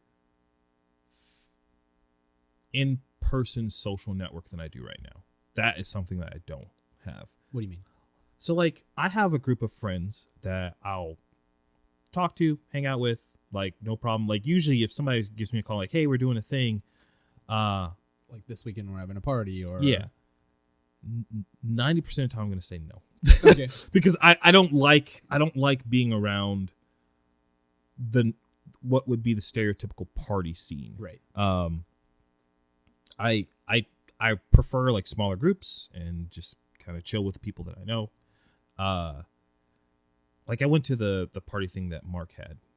Not that I don't know if you knew about that. Past weekend, yeah. Yeah. So I went to that, and Invited. oh, Mark, come on, bud, what are you doing? I Hey, heard then, talk but- about it too. I was like, it's Come on, okay. dude. I'll just wait for the invite. I'm not I gonna- didn't Mo. Well, I guess Mo was not. That's not her party. yeah, it's so. not her party, and they probably saw me at the last party, and they probably didn't. Want Oh me. shit! Yeah, I forgot you were there. Oh my god. Yeah, it was I great. should never bring this story up. Oh, or this whole it's like so experience. good. Oh, It's so good. No, we're not. Let's not. I'm not gonna bring it up. I'm not gonna go into the details, but so embarrassing. yeah. Look, my thing is though, like everyone's gonna have a party like that. Yeah. Everybody's gonna have a couple like that. Yeah. Like, It was a great way to show up to the did you? 3 days later and show up and be like, "Hey, I'm alive. Hey, and I've seen you and you. you- Oh, and I know. Oh no. Oh no! What did I say to you? Exactly, verbatim. Tell me what I told you. Please fill in the blanks because there are many blanks. Oh man, I almost feel I'm like not the party person either. I mean, I if that not apparent by that example. yeah, it's yeah, like, because I wouldn't assume that you were, because that is the only instance that I've ever heard of that with you. But I don't think I've never gotten blackout drunk. Never, not once. It's weird. I've definitely been drunk, but never like where I don't remember everything that happened. Yeah. Like, I don't know. Michael says I don't like have what does he say? He says you're not a good judge of your like limit. And I was like, Oh. yeah, but the problem is that I just don't do it enough.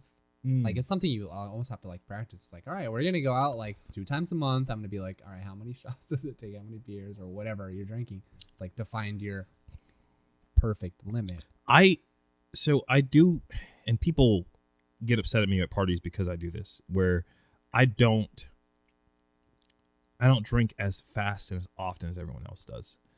I'll have like Skip even now, every other shot. like I had that first drink, and I'm like, all right, I'm already thinking like, okay, I got to drive in a little bit, so I got to make sure that I don't like drink too much. And I'm like, okay, all right, that one's worn off. All right, now I'll have the next one. And it's like, I never just go like, You got a fast metabolism. slam this guy back. Hell yeah, dude. Fucking break, like smash a can on my, like that's not me. Like I can't just knock drinks back. Right. I could, but like my brain just does this thing of like, well, you know what you have to do in a little bit. So that would be stupid. Don't do that, Joe. Like You're not reckless. yeah, I'm not a reckless person in that regard. I think I'm reckless in other ways, but I don't know. I also don't really, I don't like alcohol. Okay. I'm not. I'll drink it Yeah. if someone offers it to me. I didn't see any liquor. Are you in kidding the me? Kitchen. Oh, you have to. Well, this okay, fridge. sure, You that have to fridge. see. Sure, that Yeah. fridge may have like beers and stuff Yeah. like that, but there's no like liquor bottle or a cabinet and stuff like that. It's in there. I mean, but that could also be assumed that it's your brother's or something like that. So Yeah, that's true. That's true. So it's crazy. there's- That's not crazy to me, but it's a little far out there. It is- You it don't is- like drinking. It's like it's someone not- our age that doesn't. I don't. It's not that I just don't see the appeal of it. Okay. Like I see the appeal of it as a tool. Like if I'm social talking, tool. like if I'm talking, like if my intention is go out and talk to a bunch of girls, you better believe I'm gonna have some kind of alcohol in my system. There's no way I could do that. I just can't, because my Something to brain deal with. brain is just too logical. Like when I'm sober, so like I need some kind of lubricant, which is fine. Like I that's just kind of how I am. Right. But I don't know. Like there's people I know that are just like, yeah, man, I have to have a beer. I had a friend like when I worked at GameStop. He could not go home and play Battlefield unless he had a beer. Like he just had to have a beer to That's play. addiction. Probably, but like he never like was the type of person that like. Well, he didn't. Maybe he kept control of it. Yeah. Or on or at least off the on the clock. He Right, did, right, yeah. right. But I maintained his responsibilities. Yeah. But you're still like that would. Yeah. If you literally cannot do something because you need to to do drink. something. Yeah, That screams addiction. yeah. I don't know. I'm literally on a tea break right now. Like I'm trying to challenge myself to not smoke, Mm. and it's going well. And Good. it hasn't been a problem. It's not like some people would not be able to say that, like, oh, I have to do it and I need it every day, or whatever that is for them. Like if you can't challenge yourself and not do it, you probably have it. That's like, see, that's the same thing that I was saying before with like vaping and like nicotine and stuff like that. It's just like I don't ever want to have to challenge myself to not use a thing. Like that premise is so scary to me. Yeah. Like that I guess that's probably the reason why like I've never like really dabbled in that kind of stuff. But I don't know.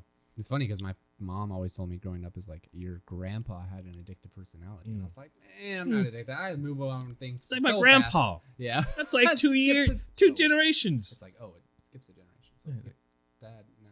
Now it's me. Oops. Oh shit. I don't know. You didn't answer my question, by the way. Oh, what was your question? I'm sorry. In 20, 30, what did 30 years? Oh, what did I want? So you said you're not a party person, and then we dived into that. I think I need to figure out a way to in terms of success, I need to figure out a way to make my social group tighter and more meaningful. Okay. In terms of like, I think that's one thing I need to figure out how to do. The other thing I need to figure out how to do is I really like I'm saying this now, but I hope this doesn't change like in the near future because that tends to happen for me sometimes. I think I do want to write a book. I think I want to write a fictional story. I don't know where to start with that though yet. But that's something I want to do. I'd like for the YouTube thing to kick and kind of go into, but start to get kickbacks from that. Yeah, but I'm also coming to this weird place where I'm thinking like, if it doesn't, it doesn't. I'm not You're okay with it. Yeah, I'm okay with it not. Like I would be totally fine if every day that I turned on like my stream, it was just people that I knew that were in there. I'd be like, that's fine with me. Yeah, because you're already playing the game. Yeah. And if you're not for me it's like people who are streaming who are like forcing it. It's like, I'm playing this game over and over and over again. It's like you're not having fun. No. And you're like gonna be grinding, especially nowadays, you're gonna be grinding for a year, maybe 2 years before you even like break through that plane but whatever that word is. I get it. Like you have to be at least enjoying what you're doing. And if you're not, then you're kind of like wasting that time a little bit. Yeah. But that's also probably like false advice coming from someone like me who hasn't put absurd amount You're not of wrong, hard though. work You're not wrong. in order to reap the rewards. You're not wrong at all. Like the other thing that doing this now has shown me is how fucking lucky we were the first time. God damn. You got in right at the right time. Well, we got in at the right time. We got so many lucky breaks. We went to TwitchCon the first year they did TwitchCon. Wow. And we were going to stream from the hotel room and just talk about all the stuff that we've seen. And it was so frustrating. But it might still exist. There was a video of us setting up the stream, and I was like, I hit I changed the title to test and hit start streaming because I wanted to make sure. In the hotel or this is in the hotel. Okay. I forget the name. I think it was a Wyndham. I was like, test it out to make sure the internet and everything was fine. It was. But for whatever reason, we wanted to run it for a little bit to make sure there wasn't like any crazy fluctuations. Right. And fluctuations in the internet. It's like 9 o'clock. All right, everyone's on the internet. It's not going to work anymore. And then we got hosted by Twitch. Twitch themselves, like they were in the middle of a panel. The panel ended, and then they hosted our channel. And I was just like, holy shit. So what was great though was there was a video. There's video of me laying down. You're trying to move out of the way of the camera. No, like so. Okay, so we had the camera angled, so it was shooting out the window, and then we sat on the AC unit. Okay, and we're talking to the camera, so you could see Boston behind us. Okay. So you can see the reflection of me laying down on the ground with the window right there, and then I get a text message from a friend of mine who's like, "Hey, you have a couple thousand people in your chat," and I'm like, haha. Like in my head, I'm like, shut up. Dope. Yeah. And then like I flip on my phone to our channel, and I'm like, okay. And then like I sit up like a fucking Dracula. I gotta have a cough, and I look at the camera. I'm like, all right, guys, we gotta fucking do this thing right now. Like it's so good. Let's fucking get it together right now. But God, but we were so lucky, man. And part of that now I'm learning to appreciate that and appreciate what the actual grind is, because now I'm doing the actual grind when I'm by myself. I don't have any help, and I'm just streaming solo like any other person would, and it's like, woo. I used to think of like the people that streamed before. I was like, whatever. This guy's just whatever. Like he broke into it. He did it. Yeah. But now I'm just like, holy shit, because he did that too. Like he did this whole grind part at some point too. It might have been easier because he was at the beginning of when streaming was a thing, but like still, he got in at the bottom level instead of trying to get up here where everyone else is already crammed in there too. Yeah, man, it's something else. But that goes for everything, right? Like everyone wishes they got in on cryptocurrency, or they wish they got in on kid did. Oh yeah, nice. not a lot, but like I have a few family members. I'm like, really, like you pulled the trigger on that, but some other the stuff that I like recommend is like you're like, no, I don't know about that. That is true. Like the right place, right time, and you know, that only works for the people who are in the right place at the right time. Yeah, I not to take away from the work that is obviously required to do it, but I think that if I can somehow figure out a way to bridge the mentality I've taken to streaming into Magic, I'll probably have less gray hairs. like just accept that there's a degree of luck to it and move on. Yeah. But I feel like I'm getting to a lull here, and I don't know if I still haven't answered your. I guess I have. Did I really answer it? I don't know. Like, I'll take it. I guess I don't know. Take it. It's tough. It's a tough question. Unless you've actually thought about it and really like, it's almost like something you need to like write down and be like, these are my goals. You write on your mirror in the morning, so you check it every day. Like, hey, this is what I am shooting for. The person who has like the picture of like the fitness body that they want, or whoever they idolize, like these are my goals. Like, I guess that's you don't probably think about it every day. It's just like, this is my life. These are the things that I'm dealing with right now. That is just something that I have to deal with at a later point. I guess that's probably on that list too. Yeah. Like, Facebook does a good job of reminding you what you look like in high school. Oh yeah, it's been 10 years since you posted this picture. I'm like, why would you do that to me? Why would you show me that? Fuck you, Zuck. Like, why? I hate you. Like, but no, I like the friends ones and the family ones because I'm like, hey, look cool. at this picture that we have. Yeah. Like, I messaged Xander. I was like, hey, we've been friends for a year, and he's like, cool, dude. Yeah. Whatever. I reached out. Hi, Xander. Miss Xander. Yeah. Yeah. I don't know. Did you have like anything particular that you thought of when you were planning on coming here that you were like, oh, maybe we talk about that? I probably like had ideas. The problem with me is that I should like have a little notebook that I pull out every time I like have an idea and make sure I write that shit down, because sometimes I'll forget. Yeah. No, I knew we were going to talk about Magic. Yeah. Gaming. No, and I like I told you before the stream, like some of these topics I'm not as knowledgeable about, especially like my roommate. Like Michael ends up talking to me, or at me, I should say sometimes. Like Oh, okay. Like my cool. my good listener mode kicks in. Like Yeah. Are you done yet? Yeah. Oh man, I like talking about like hypotheticals and stuff like that, and more like deeper things, I guess.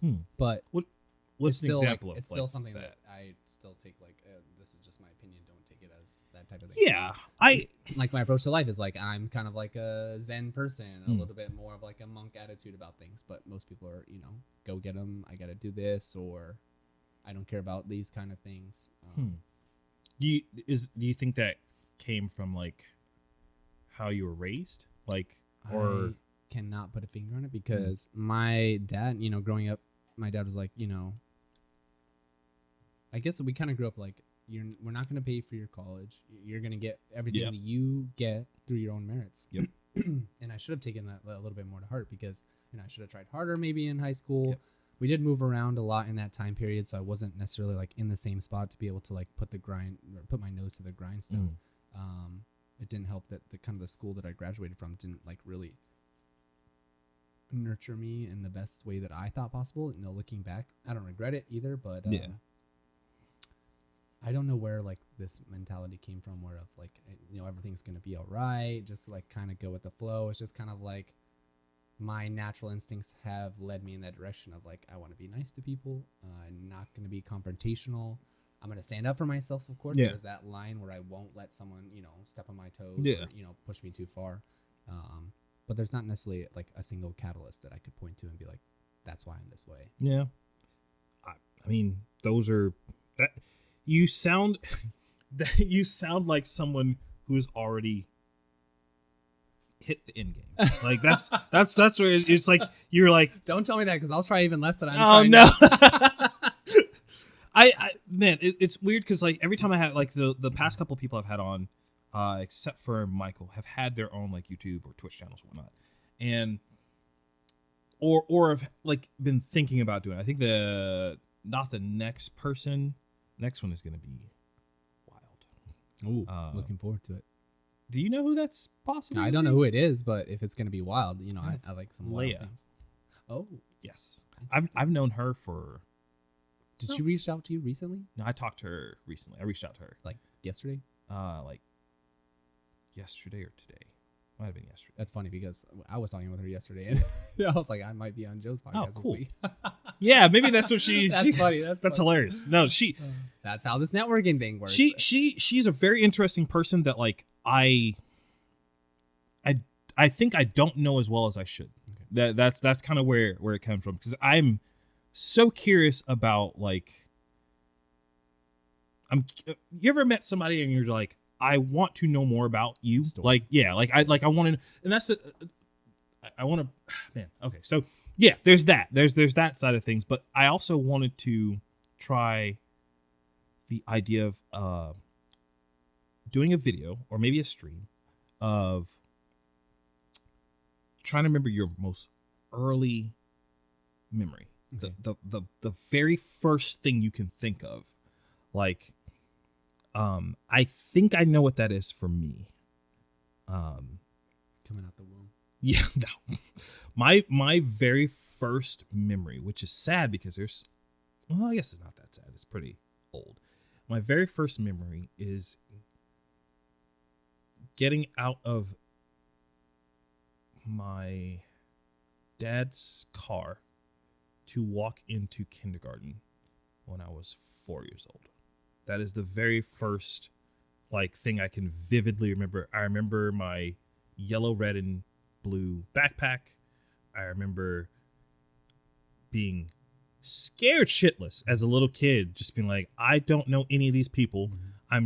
And realizing that other people knew each other, like other kids knew each other. And I was like, fuck, dude. Like, what is this? This is not fair. Like, people already have friends and stuff. Yeah. But I'm the new guy on the block. Yeah, I was like, what is this? But like I wanted to try to do that and try to like bridge everything up to current. Like like just do start a series of that, like maybe something at the end of each of my streams. Like the story of your life. Yeah, just like a story. Like hit the milestones, give us the good stories. I think I even the bad stuff too. I would like to. Well, that's what I meant by good story. Like a bad story is still a good story for someone to hear. Yeah, I think that would be entertaining to do. I'm curious to see if I could do it.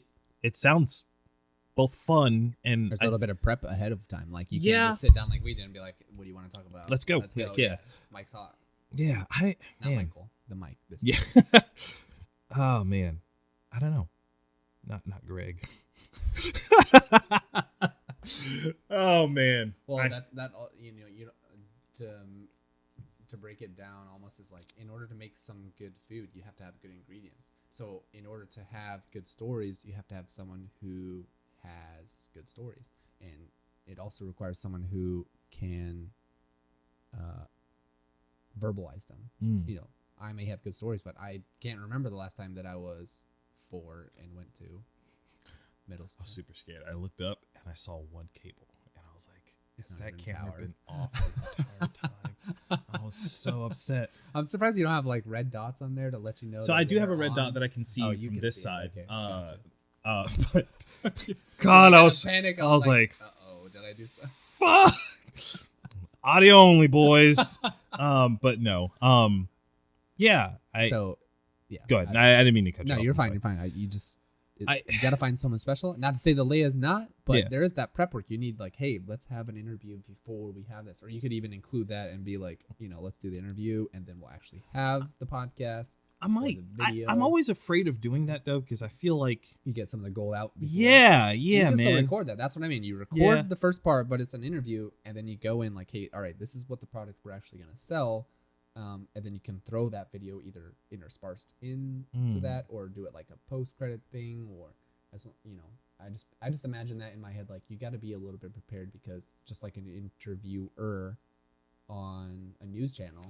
They're coming in with questions, whether it's the hot topic and that's why they have them on there, or it's something that the guest wanted to talk about in the first place. I think the balance for me is going to be figuring out the ones. So I want some of them to be very casual, like just sit down, have a couple drinks, enjoy. Like but still, I want about lives, about their life. Not necessarily, just literally stories. Just stories. And then I think there are some of them that are worth the early setup. Michael, I think, was one of those. And I hope at some point I can I don't want to redo. I think the one we did was good. Yeah. But I think that there was more prep work that I could have done, that I should have done for that one. Because Michael tends to make you feel is unprepared. Very challenging. Yeah. And I love that about him, though. Like, that's just how he is. He'll pull fast out of there. I'm like, all right, man. But that's just his environment. Yeah, and that's cool, man. Yeah. Like we need people like that. Yeah. But man, it almost may be worth splitting them into two different types of podcasts or two different names, and use this for like the very casual stuff. Yeah, on YouTube, can you just change it by the playlist? Yeah, I can just like pull those out stuff and yeah. I think that may be worth it, because there's some stuff that I think are worth talking about. The only thing is, when I have something more serious to talk about, I'd like for it to be talked about with someone who also has spent the time thinking, or maybe is an expert on that stuff. Problem is, no one knows who I am, and no expert is ever gonna like. Don't say ever. No, that's true. That's like right now. No expert is gonna be like, yeah, I want to be on Joe's podcast. Still don't say no. No, it's you gotta start. Yeah. That mentality has to be glass half full right off the bat. You can't start off like, oh, these people will never be on. If you don't reach out, if you don't send out feelers, if you don't use, like you said, you have your goal was to expand your network. Yeah. Even if you don't use your small network now, like there's no way that I would have known about your podcast or tried to get on if Michael hadn't. Yeah, that's true. I wouldn't. That's fair. I wouldn't even have thought to like try and start our own if I hadn't seen like, oh well, not to say that I'm as good as Michael, but if Michael can do it, then I can do it type thing. No, the other thing I love is when I started getting back into streaming, Mark got into it, which Mark has blown up way past me now, which is great. Hunter started doing it. Oh, I didn't know Hunter started. He started. So intermittent. Well, his house got blown up. That's true. By lightning. That's true. So there's not much you can do about that. That'll put a big pause. Yeah. So, but no, he's getting stuff back set up again, and to me, that is like awesome. I love the fact that there are other people that are getting into this thing, and I don't want to say because of me, but like if I've had any influence on that and have found any enjoyment out of it. I know Mark, like that's like he lives for it. He's not living the dream, obviously, but like when it comes to Pokemon, like he's up there now. Like he's traveling with some of the big boys, like shooting big events and helping stream those things. I'm like, that's awesome. Like I love that. Like I was at his place doing that party the other day, and he was showing me his setup and like how he was trying to figure something else. And he was concerned about something that he shouldn't have been concerned about. Like his whole thing was like, so when you use an external capture card, this is streaming 101. When you use a separate box, correct? Right. I can show you the one that's in there. It's literally looks like a phone. Like, well, it doesn't have a screen on the phone, but like it's just a little black box. Okay. That's what most people use to stream console games. You can technically use it for PC, but why would you? Because you can just capture the screen that you're playing on. And but that's not more taxing on your system than just using a separate card. It depends on what you're encoding from. I think if you're using your CPU, it is more taxing. If you're using your GPU or a GPU, it is less taxing. Gotcha. I use my CPU, so I only use the capture card itself for when I'm streaming console games. Gotcha. I.e. Call of Duty, because that's all I've been really playing console-wise. Oh, I guess I'm playing... Nope. Jedi is on PC. So, and he was like, yeah, I want to play Pokemon, but it's got this lag. It's like this 2-second lag. Like, when I do something, like, people are like, Mark, that doesn't matter. Like it's 2 seconds is not going to be noticeable. Well, it's not even that it's not noticeable. It's you won't even notice it. Like I don't know that's the same thing as noticeable, but it literally takes you 2 seconds to be like disconnect from what you're doing and look at your chat and then come back. No, his concern was like, so I'll use Call of Duty as an example. If I just killed someone in Call of Duty, I just see that on my screen. I just happen. His concern was that he would react to that, and then 2 seconds later they would see it.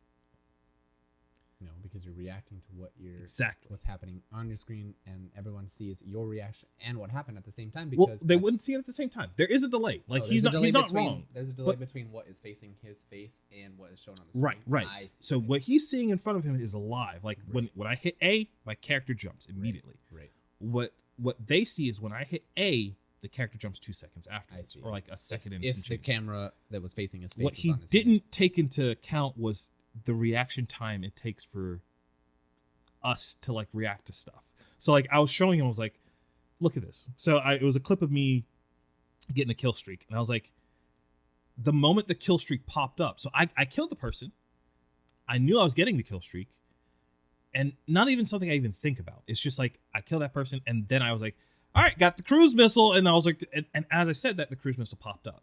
So it's like, it's so irrelevant. Like it does not matter, man.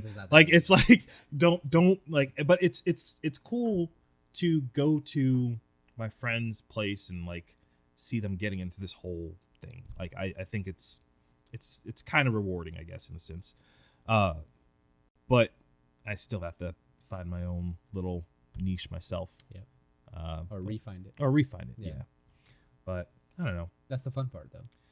It can be sometimes. Sometimes it can be fun. Sometimes it can be one of the most annoying things I've done in a while. But I know how that feels because in Michael and I's, it's like, what direction do we want to go?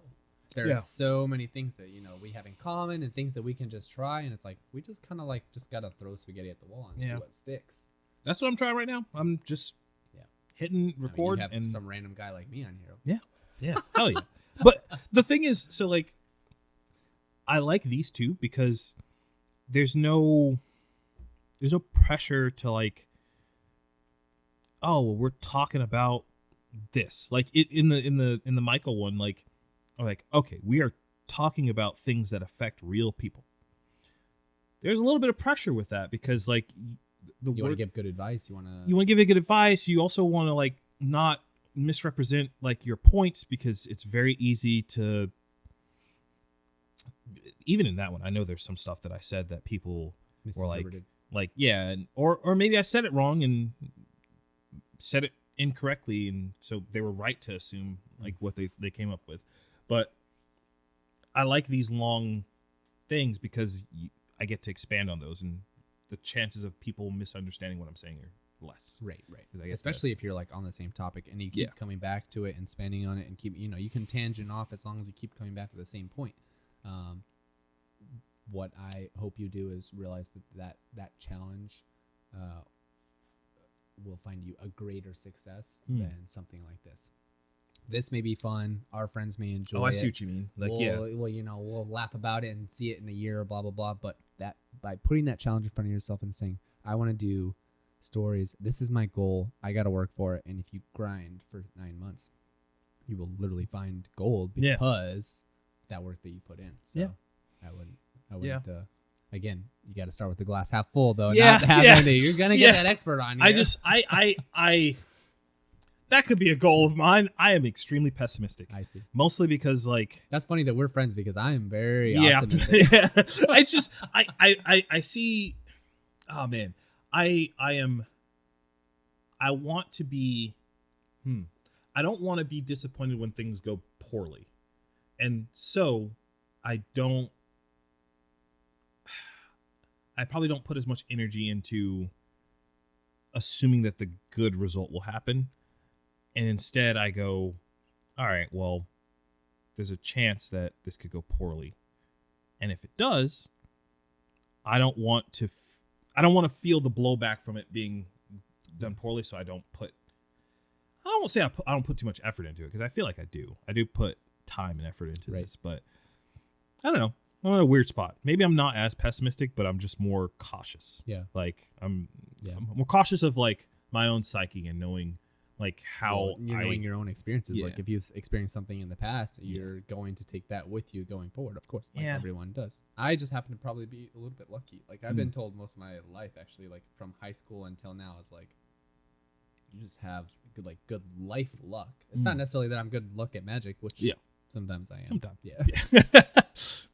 Sometimes, oh my God, Corey! If you ever have Brandon on here, if you ever have Brandon on here, he'll tell you a great story. I should probably Zeke too, of just like an F&M. I was like, I do want to have Zeke on here too. I just know Zeke and I. Oh boy, that would be an interesting one. Do you need a moderator? No, mediator. Sorry, we have a group chat.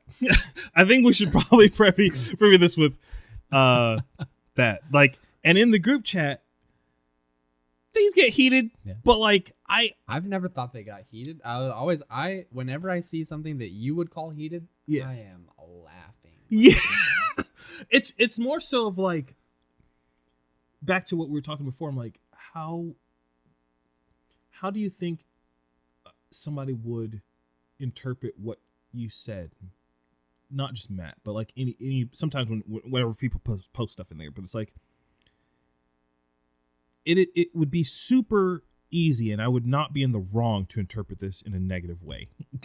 and then I see that and I go, but it's him, so fuck it. Yeah. Like that's like that's the literally the path that it goes. It's like, what the fuck? Yeah. All right, whatever. If it was a random group of people. If it was a random group of people, it'd be completely different. But because he also wouldn't say he probably you say something in a closed group because you typically are familiar with people in the closed group, so you can assume a little bit. Now, a group chat, and if you're trying to say something that's a little bit nuanced, text sucks. You're gonna lose text sucks, so dude. much of it over. Text sucks. Like my curve on text has been as a teenager going into college.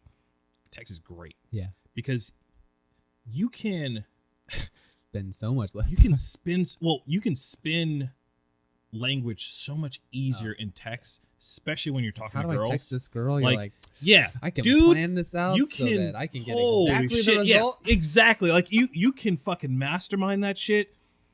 But the older I've gotten, the more I'm just like, this tool sucks. Like I can't. Yeah. People don't get sarcasm. It dehumanizes conversation. Yes. Yeah. And yeah. Most people are not going to be aware of that for a very long time, and it's only going to get worse this time. Right. So. Yeah. Like it's. I almost wish there was some way. I guess that exists. You can Snapchat. Unfortunately, dude, I'm so bad at social media. I can't. Horrible. I can't do it. I'm supposed to have made an Instagram and all of these things for our channel. I'm like, dude, I don't even do mine. Yeah.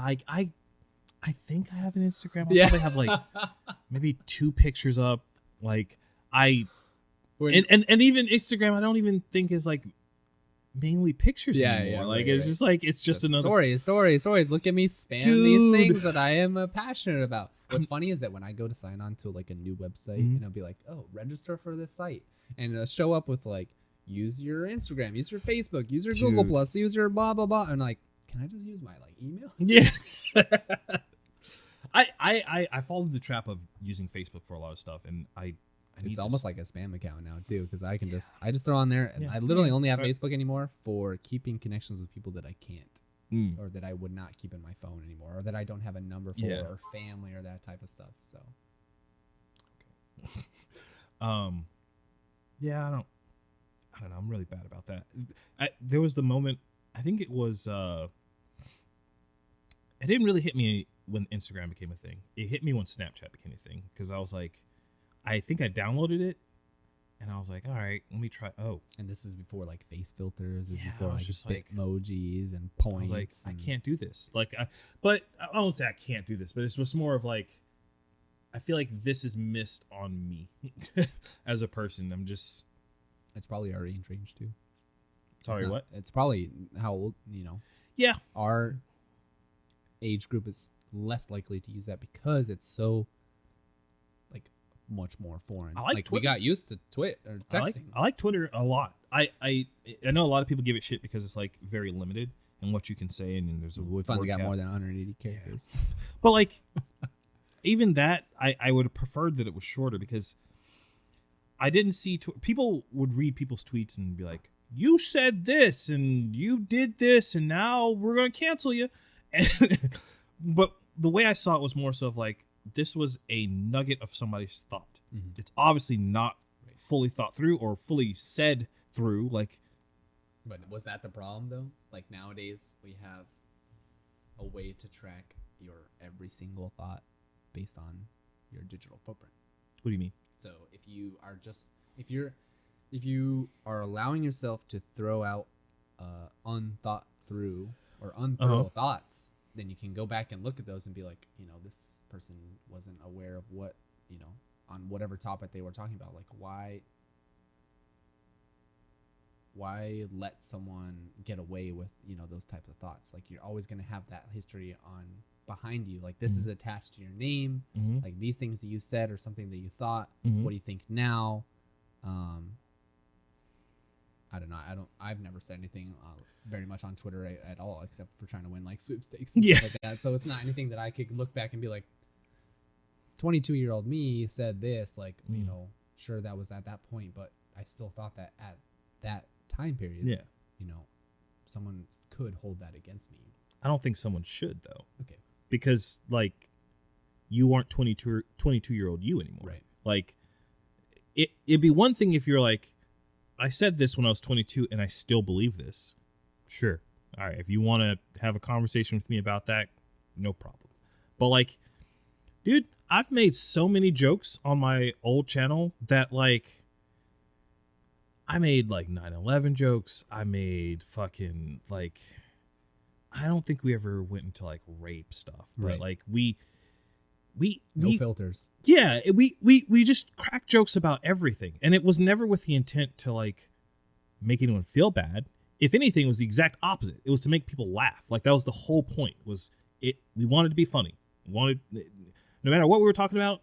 Hopefully, it was funny. Like Just to get some laughs. yeah. I don't. Comedy is its own realm too. Yeah, It's like if dude. you're trying to be funny, the rest of that other shit has got to like stay out. You got to leave your like judgment and biases and all that stuff once you come into that realm of comedy, and you have to be a willing participant. It can't be like, oh, I'm making this joke. It's not funny to you, but it's funny to me. Yeah. No, that's not fair. That's still bad. Well, I feel like if I'm making a joke, if I'm making like if I'm attempting to make a joke, the purpose of a joke is to make someone laugh. Right. It's supposed to invoke humor or invoke. Yeah, like it's supposed to be funny, like at the very core of it. So, I know a lot of people have issues with like what are people's intentions and whatnot. That's the intention. The intention is to make people laugh. Yeah. Like we're getting into The substance makes it a little bit real, but yeah, the- but the driving force behind it is like I it's like a hot topic right now too. Yeah, because it a lot is. of comics and if you're willing, I'd like to dive a little bit into Sure. that. Okay, cool. So, like, that is something that I somewhat passionate about. Okay. Because I'm obviously no comedian, but for a long Really? yeah. This isn't this it just drops and comedy then there's like podcast? a stage right here. I thought This we were trying wall to is be funny. fake. And this camera actually isn't on. I thought There's this just was a comedy podcast audience. the whole time. I'm sorry. Yeah. Gotta Like re- I value humor over a lot of stuff, man. And when I see stuff like the whole Chappelle thing, did you ever see? That's why we're friends. Yeah. Because we like to see people smile. Yeah, dude, I think the reason or is going to be different for everyone. For me, it's actually probably the same as a lot of people. Everyone goes through a point in time in their life where things aren't great. And you remember that for two things. The fact that it wasn't great and the fact that whatever got you through that point. Okay. For me, that's comedy, man. Dude, I would watch stand up for hours. I remember when I was in high school and I would get out of class and my mom was still working at like hotels at the time. She was like a manager of a hotel. I get out of class, I go to the hotel because no one was home for me to go home. And they were nice enough to allow me to just chill out in a room. Right. So I chill out in a room and just kick on Comedy Central and I would just laugh my ass off. And it was so good. The Chappelle like, Show? Chappelle Show, like Comedy Central Presents. Yeah. Like I ran into a lot of like people that are big stars now, but I remember watching like them early, like bad sets, like watching them bomb. Yeah, it was, but like even that stuff was like cool to me, and I don't think I have the capacity to do stand up now. I think I probably could have when I was younger. Again, I don't like your use. There's a reason behind that. There's a reason behind that. So. Don't be so black. Black and white. I think so. I know, man. I'm self-analytic enough to know where my own mental hangups are, and I know right now, like 2019 Joe could not get on stage and do stand-up. That may change. Like it hurts. It hurts. It hurts. I just know. Don't say can't. Don't say don't. What you won't know is until you try it. That's so hard to like, because like, all right, so you know the concept of like, Detroit Beyond Human. Okay. When the droids are like. What are they called? Droids? Divergent. Yeah. Well, I guess all of them could do this. It didn't. Androids. So when the androids would, when you got to the point where there were action sequence and you could see the different paths. Right.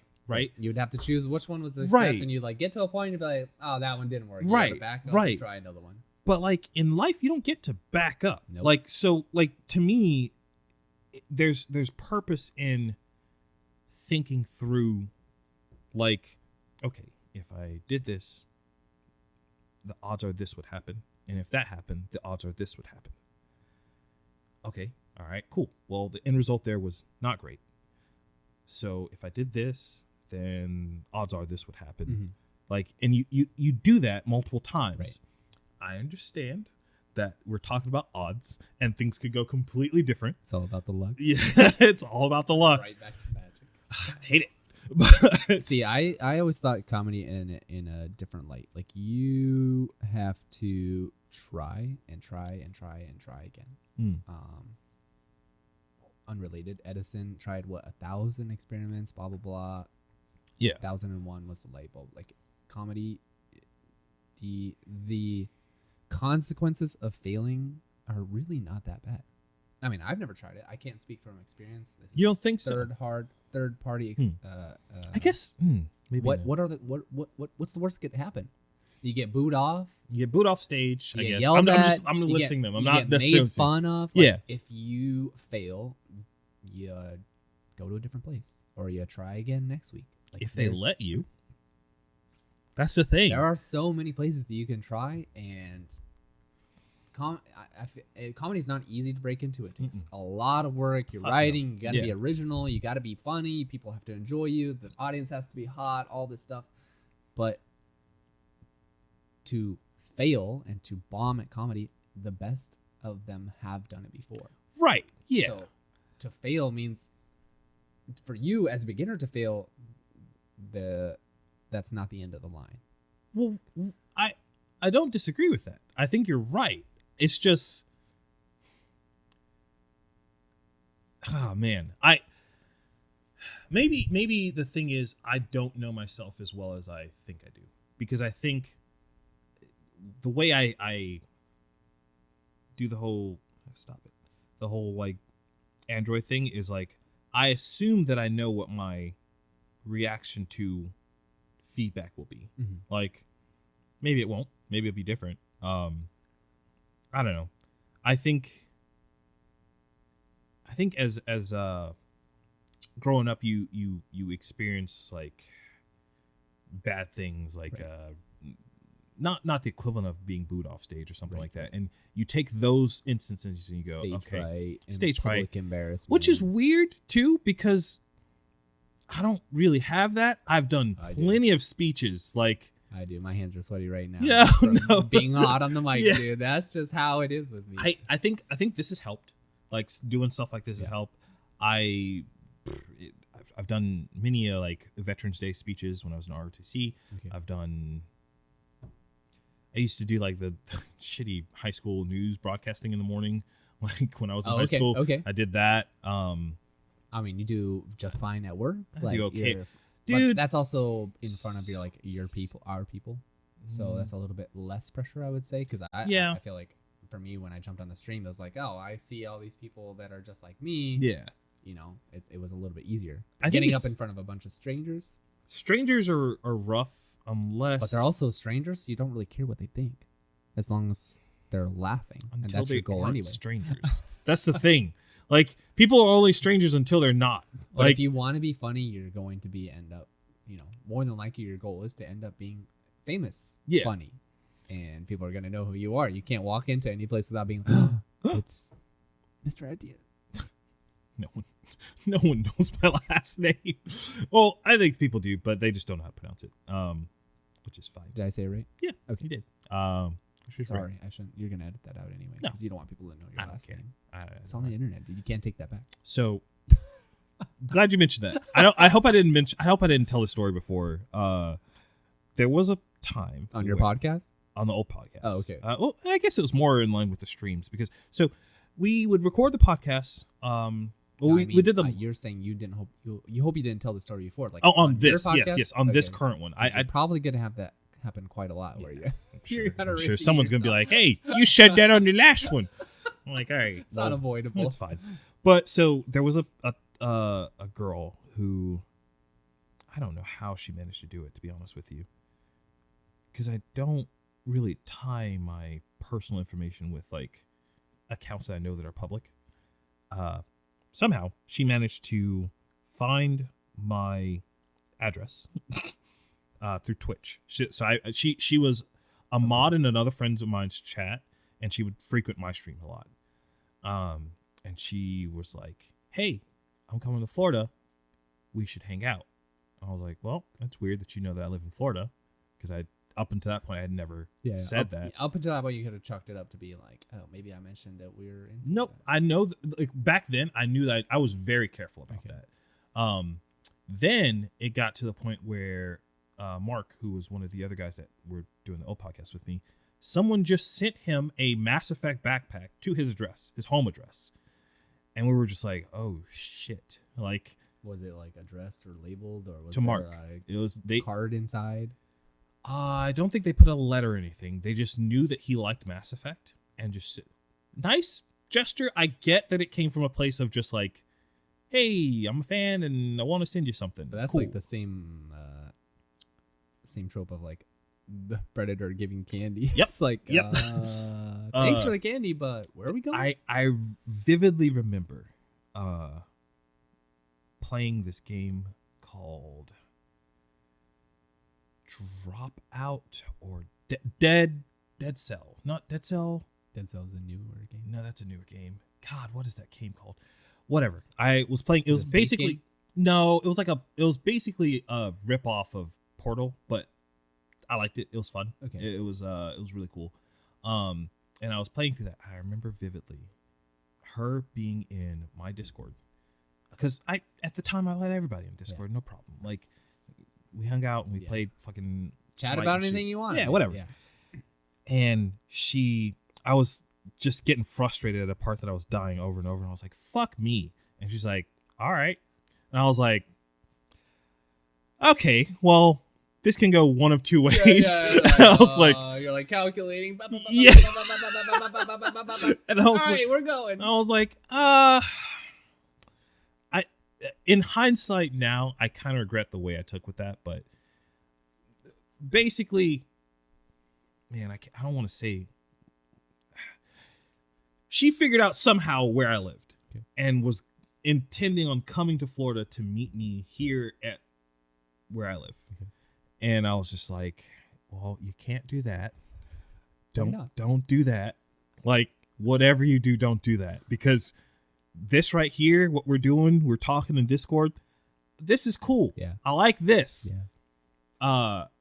Don't bring your work home. Yeah, I was like, don't, please, for the love of God, don't show up at my doorstep. it was just so super weird to like have someone have that like invasion of privacy, I guess, kind of thing. But I don't know, man. Sometimes I think about fame and I remember that moment and I just kind of go like, I don't necessarily you lose all privacy with fame. It's like a slider bar. It's like, how much fame do you want? It's like, oh, actually, you don't get any more private. I think that's bullshit. I think that it's even more plausible now than it was in the past. What do you mean? With social media, with how easy it is to just message someone and be like, hey, I found your number from blah, blah, blah, blah, blah 10 years ago. Or this person gave me your number just because we happen to meet.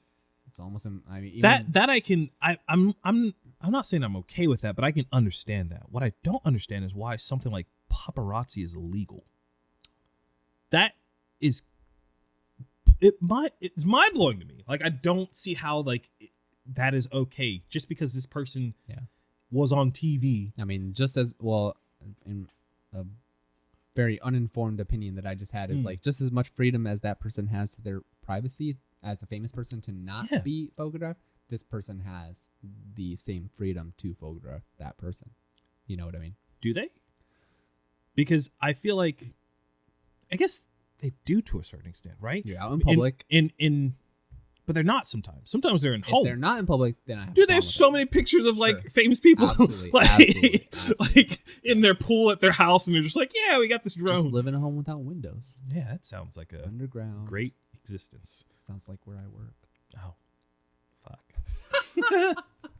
I will say it was pretty depressing today. I said that we were friends because we like to see people smile. Yeah, you didn't see any smiling over there. No smiles today. Yeah, dude. I was smiling at people and trying to there's like some statistic where you like if you smile at someone, there's a higher chance that they will smile back at you, and that smile will actually make their day better. I was not making and it snowballs when it works. Yeah, I was not making anybody's day better today apparently. So that is a mindset that I find myself like having to be like, hey, you should probably get back into that. Like like yesterday and today are good examples. Like yesterday, I was just miserable. Like not even for a good reason. I just woke up with this like kind of vibe that I was just like, fuck, I have to go to work. Yeah. Versus today, welcome to Monday. Yeah, like it was. Versus today, I was just like, all right, cool, man. Yeah. Like I get to go to work, I'm making okay money. You're the second person in the last week who's like literally said to me, I woke up and it's like the saying I woke up on the wrong side of the bed literally came true. That breaks my brain too. Really? You don't. I regret having to wake up every morning. Like I don't enjoy turning off the alarm and like shit. I gotta roll out of bed, especially now that Florida's cold. It's like I gotta get out of my warm bed. I gotta actually put on clothes. I can't just walk around. And then I gotta go outside too. And I just never have like woke up like I am just angry at everything or I have a bad attitude or most of the time I'm waking up for work, so I know that I gotta put my like big boy hat on. Yeah. And just get like when I'm there, I just kind of like I go through the grind of like the thing. But there's some days where I go through the grind, and there's days like today where it's just like, all right, I have this stuff to do. Like, it's not that it's I don't feel negative about it. I just feel like, all right, cool. I got this stuff to do. Hopefully this goes off well. Got this thing to plan. Dope. Got that. It's just more like checking off like a list versus like, I got to do this. And then I got to do that. I got to do that. And I've noticed it's so fast in this up in the front where like one person tanks the entire crew. Like I've seen I'm gonna censor his name out. Ah, man, I gotta stop, dude. It's gonna make me so much work for me. But no, you can just describe it. I'll probably figure it out. sometimes he wears glasses. He has brown hair. He has a red shirt. And he's very friendly, and he's been there for a long time. Okay. You know what I'm talking about? Starts with always says hi. Yes. Okay. Yes. I have seen him get affected by that, and that takes a lot. That is when I go, oh shit, snap out of it. Like you gotta like if you're messing with this man's like, that's like seeing the water recede in the ocean. You're like, why is the water going? Yeah, I'm like, oh no, shit. dude. He is my barometer for like you gotta bring this crew up. Like you can't like if. I feel like I've done everyone a disservice when he's not in a good mood. Like the morale booster of the group. Yeah, man. Like that. I know a time will come where he will leave, and it will be very sad. Yeah. But also very good because I think he should be doing bigger and better things. Gotcha. So, yeah. But he's going to most likely be on after Leia. Okay. So cool. But yeah, I don't know, man. It's wild for me to hear that someone doesn't have those days where it's just like it just doesn't click initially. Like something would have to be like really affecting me. I'd either have to be like, oh, I'm sick, but that's something that everyone. I don't even get that when I'm sick. I usually am in a better mood when I'm sick than I am when I'm not. You have an excuse to be kind of mad at the day. Yeah, but I don't. It's more so when I'm sick. I'm like, okay, I need to do everything in my ability to be better, and that includes being in like the right mind space. The problem is I don't think that on the days when I'm already fine. that's when the issues come, where I just wake up and I'm like. I also think it depends on what kind of media I've really digested the day before or the night before. Yeah. Like if you go to bed mad, you're probably gonna wake up, less. It's not even mad. So, man, you can feel free to stop me if we've been going for too long because I feel like we're going to topic. But I spent the last couple of like weeks watching. You can be like, no shit, Joe. Why? That's obviously why you were upset that day. But I was watching like interrogations of like murderers and like all kinds of like shit that's like fucked up. You're like, why is that person allowed to do that? Or like it triggers your not in that way. I was doing it more so of an experiment to see if I could get to a point where I could understand why that person did what they did. Okay. I wanted to see if I could rationalize that in a crazy person, because I've been reading this book that was talking about how many people think, oh well, if I was in Nazi Germany, like I would have done this, I would have done that, I would have done this, I would have done that, and the odds are like no, you wouldn't. Yeah. You would have been one of the soldiers, like gone along with kicking the flow. people in tanks in a camps. Like it's always easier like hindsight 2020 instead of like I was in that moment and I think overall it was a good thing. I think I learned a lot by doing that. But yeah, no shit.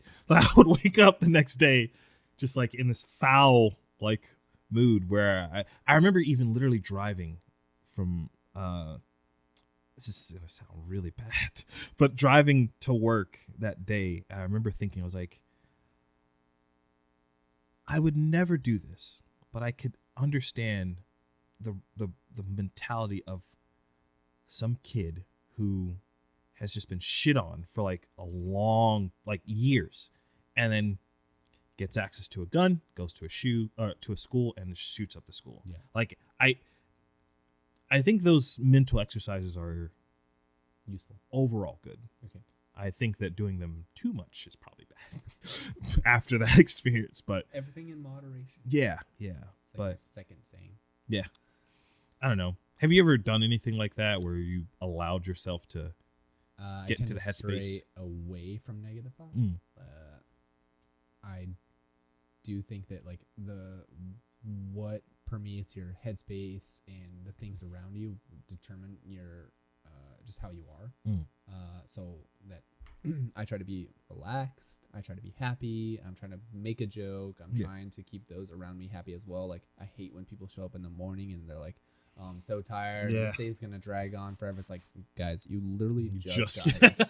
Like, how are you gonna maintain your energy levels and your mental state of mind if you are starting the day off like that? Like, it's not gonna work. I'm not a morning person, but I force myself, or I have now that I've gotten older, I force myself to be like, hey, I gotta be like happy about something. And so if I'm just happy to kind of like socialize, because that's kind of like my social outlet. As soon as I go home, I don't talk to anyone.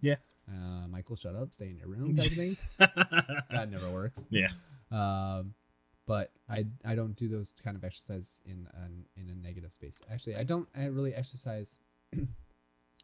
I don't exercise at all. I don't exercise. But I don't do like those mental exercises with myself either, just because I use my free time for more like enjoyment, which is also a product of, you can say, a missed opportunity, I guess. Sometimes some people would say, like choosing to do something constructive with my free time more often than I would something that I'm just like, hey, I'm relaxing, or I'm gonna binge this pointless show on Netflix just because I find it interesting, or this anime or whatnot. I try to like balance it sometimes. Like, you said you read a book recently. I was like racking my brain, like, oh shit, what's the last time I read a book? I can actually see the book from here that I'm reading.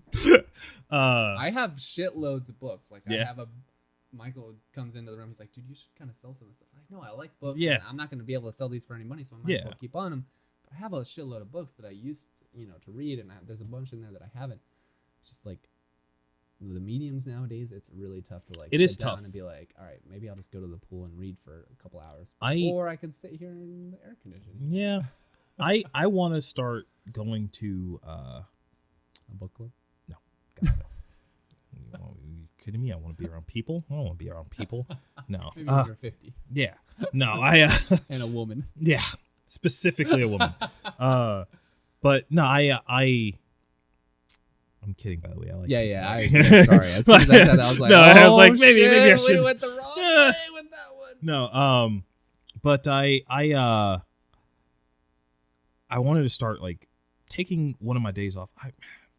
I keep saying I'll do this on Wednesdays, but I end up having so much shit to do on Wednesdays that I just never get a chance to do it. Adulting sucks. Yeah, but I want to be able to go to like a park. I actually found a new park in driving the charity canned goods today to the place. I was like, oh, I didn't know this existed. This looks gorgeous. And they had benches and stuff around. I was like, I wonder if I could like just veg out here and like read a book and kind of like how Matt was saying in the chat, just disconnect for a second. Yeah. And is that what he said? Yeah. That's why he wants to. That's why he wants. And I can't. I would love to do that. I did it once while I was in Florida. That was almost my response. I almost typed out like, not to like dig at him, like, dude, we worked during the week.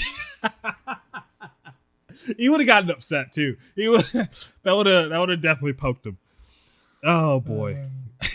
Poor guy. Oh man. You're gonna have him on here too. He should be the third one in the line. Oh man. You should start with a list, like a whiteboard somewhere. Like I do need to get like a solid like. I think that would help you with your like, hey, I want to do this every week. Like if you have that something visual, like I am a visual. Me too. Yeah. I don't feed that thing enough. Like I know that if I had it like up in front of me. So part of the things that I was getting in there, I have 2 desks in there now. I'm pointing to my room because my room is over there. I have 2 desks in there, and one of them is just my computer and everything set up in there. The other one, I intend on it being where I begin writing like fiction. And workspace. Yeah, like and it's a designated workspace because some desks can be like, oh, this is where I do everything, and that's my computer. Yeah. That's where I do everything. Yeah. Like I do work from home from there. I stream from there. Like if I'm off on a day and I intend on streaming, I probably have been. I know my streams are usually like 3 hours long. Okay. I've been sitting in that chair for at least 8 hours before I start streaming, like doing something else. But and you only stream on your days off normally. Usually, yeah. there are very few occasions where like I Check will out the stream, Just Joyo. Just Joyo at mixer.com/justjoyo, twitch.tv/just. That's another thing I suck at. I do. Really? I stream both every, at the same yes, time? yes, And yeah. Facebook. And Facebook and Holy YouTube. Yeah, I moly. do them all at the same time because there's an application that allows me to. Does your capture card like burn after No. you buy a new one after every? No.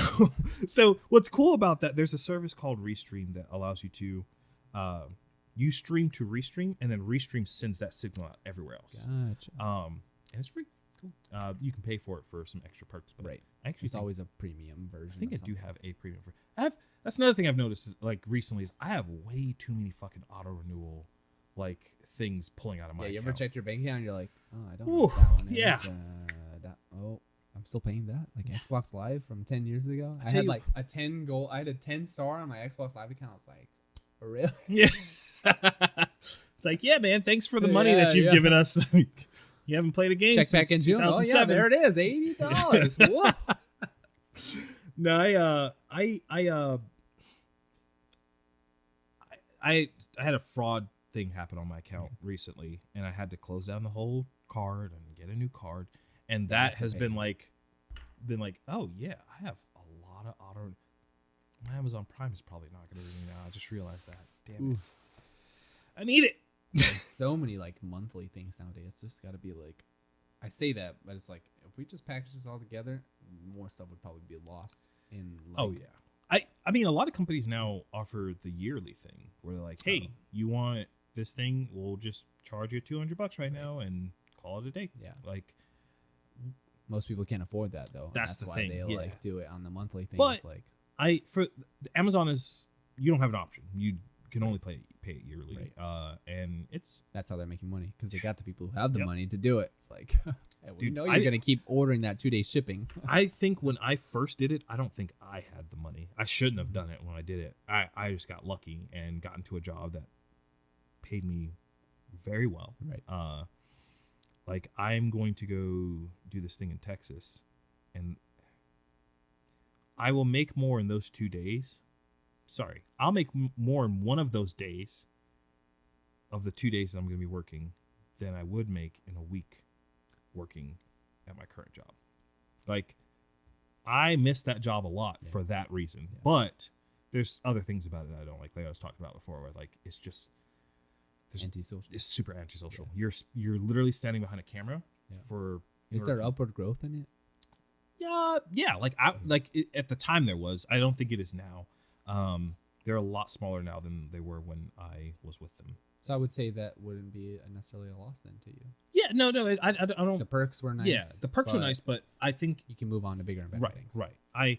I just, dude, there was a week when we shoot national, like we shot a lot of dance competitions, and we would shoot the national dance competition, which literally were from Monday through Sunday, and you shot the entire week By yourself? No, you had a crew, Okay. but you're not really talking with them for most of the day. Yeah. You're behind your camera. Yeah. And you're And doing you're it for quiet too, 'cause- 16 hours. You're just sitting there Did you have to do post as shooting. well? I did person? because I was the assistant manager of the department. But sometimes, like depending on the like, it was myself and my manager, and if he was editing it, then I didn't have to do Gotcha. that stuff. But sometimes I had to edit it. But it was just like you sat there for so long, and to the point where I got to the point where there would be groups that would be dancing on stage. I didn't see the groups. I just saw like this blob of people. This blur. Yeah, this blur of Another like, blur. and Oh, look, it's clear. Blur. I would watch them as they moved around on the stage, and I just followed the blur. And when they were started expanding, I'd zoom out. Like it, it was just robotic. yeah, it's very robotic, Yeah. and to a degree, I kind of appreciate that, but I like doing the editing side Yeah. of things more. I like making A little bit more of the Yeah, creative. it's- And I feel like that is essential to almost any job. Like nowadays at my old job, it was repetition, but Mhm. repetition is what was required just because, you have a night shift, a day shift, you got patients, all that stuff. You're You know, I also worked at a dealing with hospital. people's health. Exactly. Yeah, so you needed a regiment, you needed regulation. Nowadays, this new job, it's I can see how people are already going to kind of they like turn into like a tune out mode, like, all right, well, this is just another thing. That goes into like the Detroit game. Androids and robots and blah blah will start to fill those niches of like, oh, this is just a mundane task and this is what is going to be the future. That exists already. For like our job, assembly lines and stuff like that. Like there is a machine that you can buy that sorts stuff by picture. Really? Yeah. And it is expensive. Into the $100,000 Yep. 100,000 cars there are. You take a reel of stacks of cards that you make. Yeah. You set the parameters for it. Right. You let it feed. Wow. I was actually thinking about like if there's ever a machine that is invented this company's gonna save so much money. It's huge though. Like it takes up like a lot of space. Okay. And it's really expensive. But I often thought to myself, like, why would they not buy that? Yeah. Specifically for bus. Like whenever a new set comes out, like just use that. Don't have like spend people 7-8 people doing it for 3 or 4 hours. Yeah, man. Oh, it's more than that some days, man. It's like someone investing in like solar energy. It's like, yeah, you put that on your roof and you just don't pay. Chill out. You just like, pay for 10 years and you never have to do it again after that. Like, dude, I've always told myself, don't myself have that farsight, and myself included. Like, yeah, you ask the question, like, what do I think about in 10, 20 years? Yeah, 2 years is like too far away from me. I may try that. I may try that as more so of an experiment. Maybe it works out for me. But the concept seems very freeing. Like very like, you mean to tell me I don't have to stress out over fucking everything? But how do you compartmentalize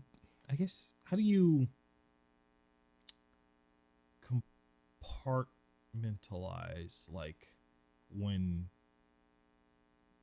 I guess losing a job is not that bad, honestly. Like it's not good. It was unexpected. It was yeah. But like it's not. There are worse things that can happen. Like death in the family. I think that is like, which I haven't experienced. I learned the other day. I was like, it was me and my uncle, and I don't remember how it came up, and we both like kind of like sat back at the question and we tried to like think. Like, it's like, oh, I've never actually lost anyone like close. Yeah. Like one of my best friends in high school, he got shot in Atlanta, but he had already moved away. Yeah, so at it was that kind point, of already a distant relationship, or a long distance relationship, and it wasn't as like close to home. Like I'm sure if he was in the area and that happened, it would have been a little bit more traumatic. But I haven't had those experience or that experience. I should say. I haven't either. There's either. more too. I haven't either, and that, as fucked up as it sounds, that's part of the reason that fuels that whole thing about my extended family and why I don't like invest. Keep yourself close. Because I'm just like, oh well, most of these people are way older than me. Why would I invest into that knowing that the end game of this is not pleasant. Yeah. But I haven't experienced that yet. I have thought about it a lot though. Mostly, I don't know if you heard about what happened with the other guy, the guy that works there. That something like that happened to him. Recently. Yeah. And I spend a lot of time talking with him about it, and his experience of why he got what happened to him. Yeah, and just like the process, which the legal process of it, fucking. Yeah, he told me he could do some action. I was like, wait, what? Gross, man. Yeah. Like, it's so. Oh, that kind of stuff like really brings me down. Where it's just like, you're telling me there's a business around people's deaths that is so grimy, like, but. Regardless, that's not the point I was trying to make. It's just more so of like I experienced that through other people at this point. I don't know what I would do when that actually happens. I know it will at some point. Yeah, I've started to think about it more recently. Like, what happens like if my parents? Like, That's tough. This is gonna sound really morbid, but like I have thought about that, and my day-to-day would not change much. I know that. Right. Yeah. Right. Like my day-to-day. They're not in your day-to-day. Yeah, they're not in my day-to-day. There's some stuff that it's like when I was younger, I think it would have affected me. Like, it would have not even like you carry younger that as a further kid, and you're less prepared for it. Well, not. Yeah. It's more of like when I was in college, I was still very dependent on them. Mm-hmm. Like now, I'm not, and so like I hope that my fear is it happens and I have the same logical mentality that I kind of take through life. I hope that doesn't happen. I hope I actually do. I hope I'm not a psychopath as well. Like, I hope I actually do feel something there. But in thinking about it, I've felt like, oh no, like maybe I'm not at the point yet where I'm like, okay, I've gotten reconnected with people. Oh, I see. Like there's moments where I'm like, oh, okay, cool, I've got this. Like I've experienced this time where I was away from people for a long time, and now I'm back into things. And then I think about stuff like that. I'm like, oh, maybe I'm not as close to people as I probably should be. But I don't know. That's, I guess, going back to what you were talking about with like your family and me versus like making that connection with friends and like, is it the same thing? Everyone kind of like, for me, it's always been like people need a community. Yeah. You need someone that you can reach out to. You meet people that are like-minded, but you also would, to balance that out, you also need people who are not like-minded, so that you get, that friction kind of creates change, and it keeps kind of society moving in a good direction, in my opinion.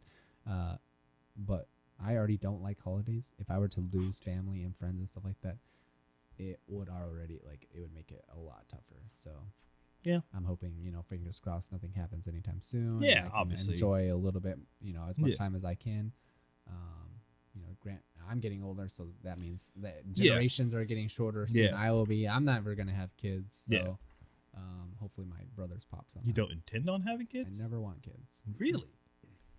I find that crazy. Yeah, most people do because of the way I'm still single. He's single. All right, just putting that out there. He's in fact single. All right, this guy right here, he's currently single. No, I find that crazy because of the way your outlook on life, it seems, would be someone who is like a nurturing person. Well, not just nurturing. I think that it's the type of outlook you would bestow on like a child that would be extremely beneficial. Like, I've had people tell me like, oh, I've also said those same things. I've changed that now. I think given the right circumstances, I wouldn't mind having a kid or kids, but the circumstances I would want for that are very specific. Right. Yeah. Okay, so maybe I'll back up a little bit and not say never. Yeah. Just like I told you. Yeah. There it is. We got him, boys. We got one on the board for me. I growing up, I never saw myself wanting kids. So I've maintained that now, and I value my own free time and the things that I've earned, and my, to me, time is the most important commodity, and kids are a huge time investment for the rest of your life. Yeah. And some years, I can barely take care of myself. So to think that I would have that responsibility, that's a little bit scary, but also I like being alone sometimes. Yeah. So. I have to. I recharge in being alone, but like a battery, if I stay on the charger too long, it's bad. It's not good. Yeah. So I'm learning that now in my, is this mid years for 30? I don't know if that counts. No, this is your late 20s already. Yeah. But like, is that considered like middle-aged? Middle-aged? Yeah. Okay, cool. So like in this, once you get like these poor young kids, you get to 21, you're like, all right, I'm an adult, I can fight and drink, and you get to 29, you're like, all right, you're middle-aged. Yeah. I did that. So that seems so strange to me, because it's like I don't feel middle-aged yet. I feel like I'm on the cusp of it, but like not quite yet. Like I'm still waiting for like that. Everyone said like once you turn 30, like you start getting hair in random places and maybe a couple grays in your vision. Everything's downhill after 30. I'm like, oh damn it, I only have 4 months left. Damn it, I just there it is. Broke it. We got him. We did it.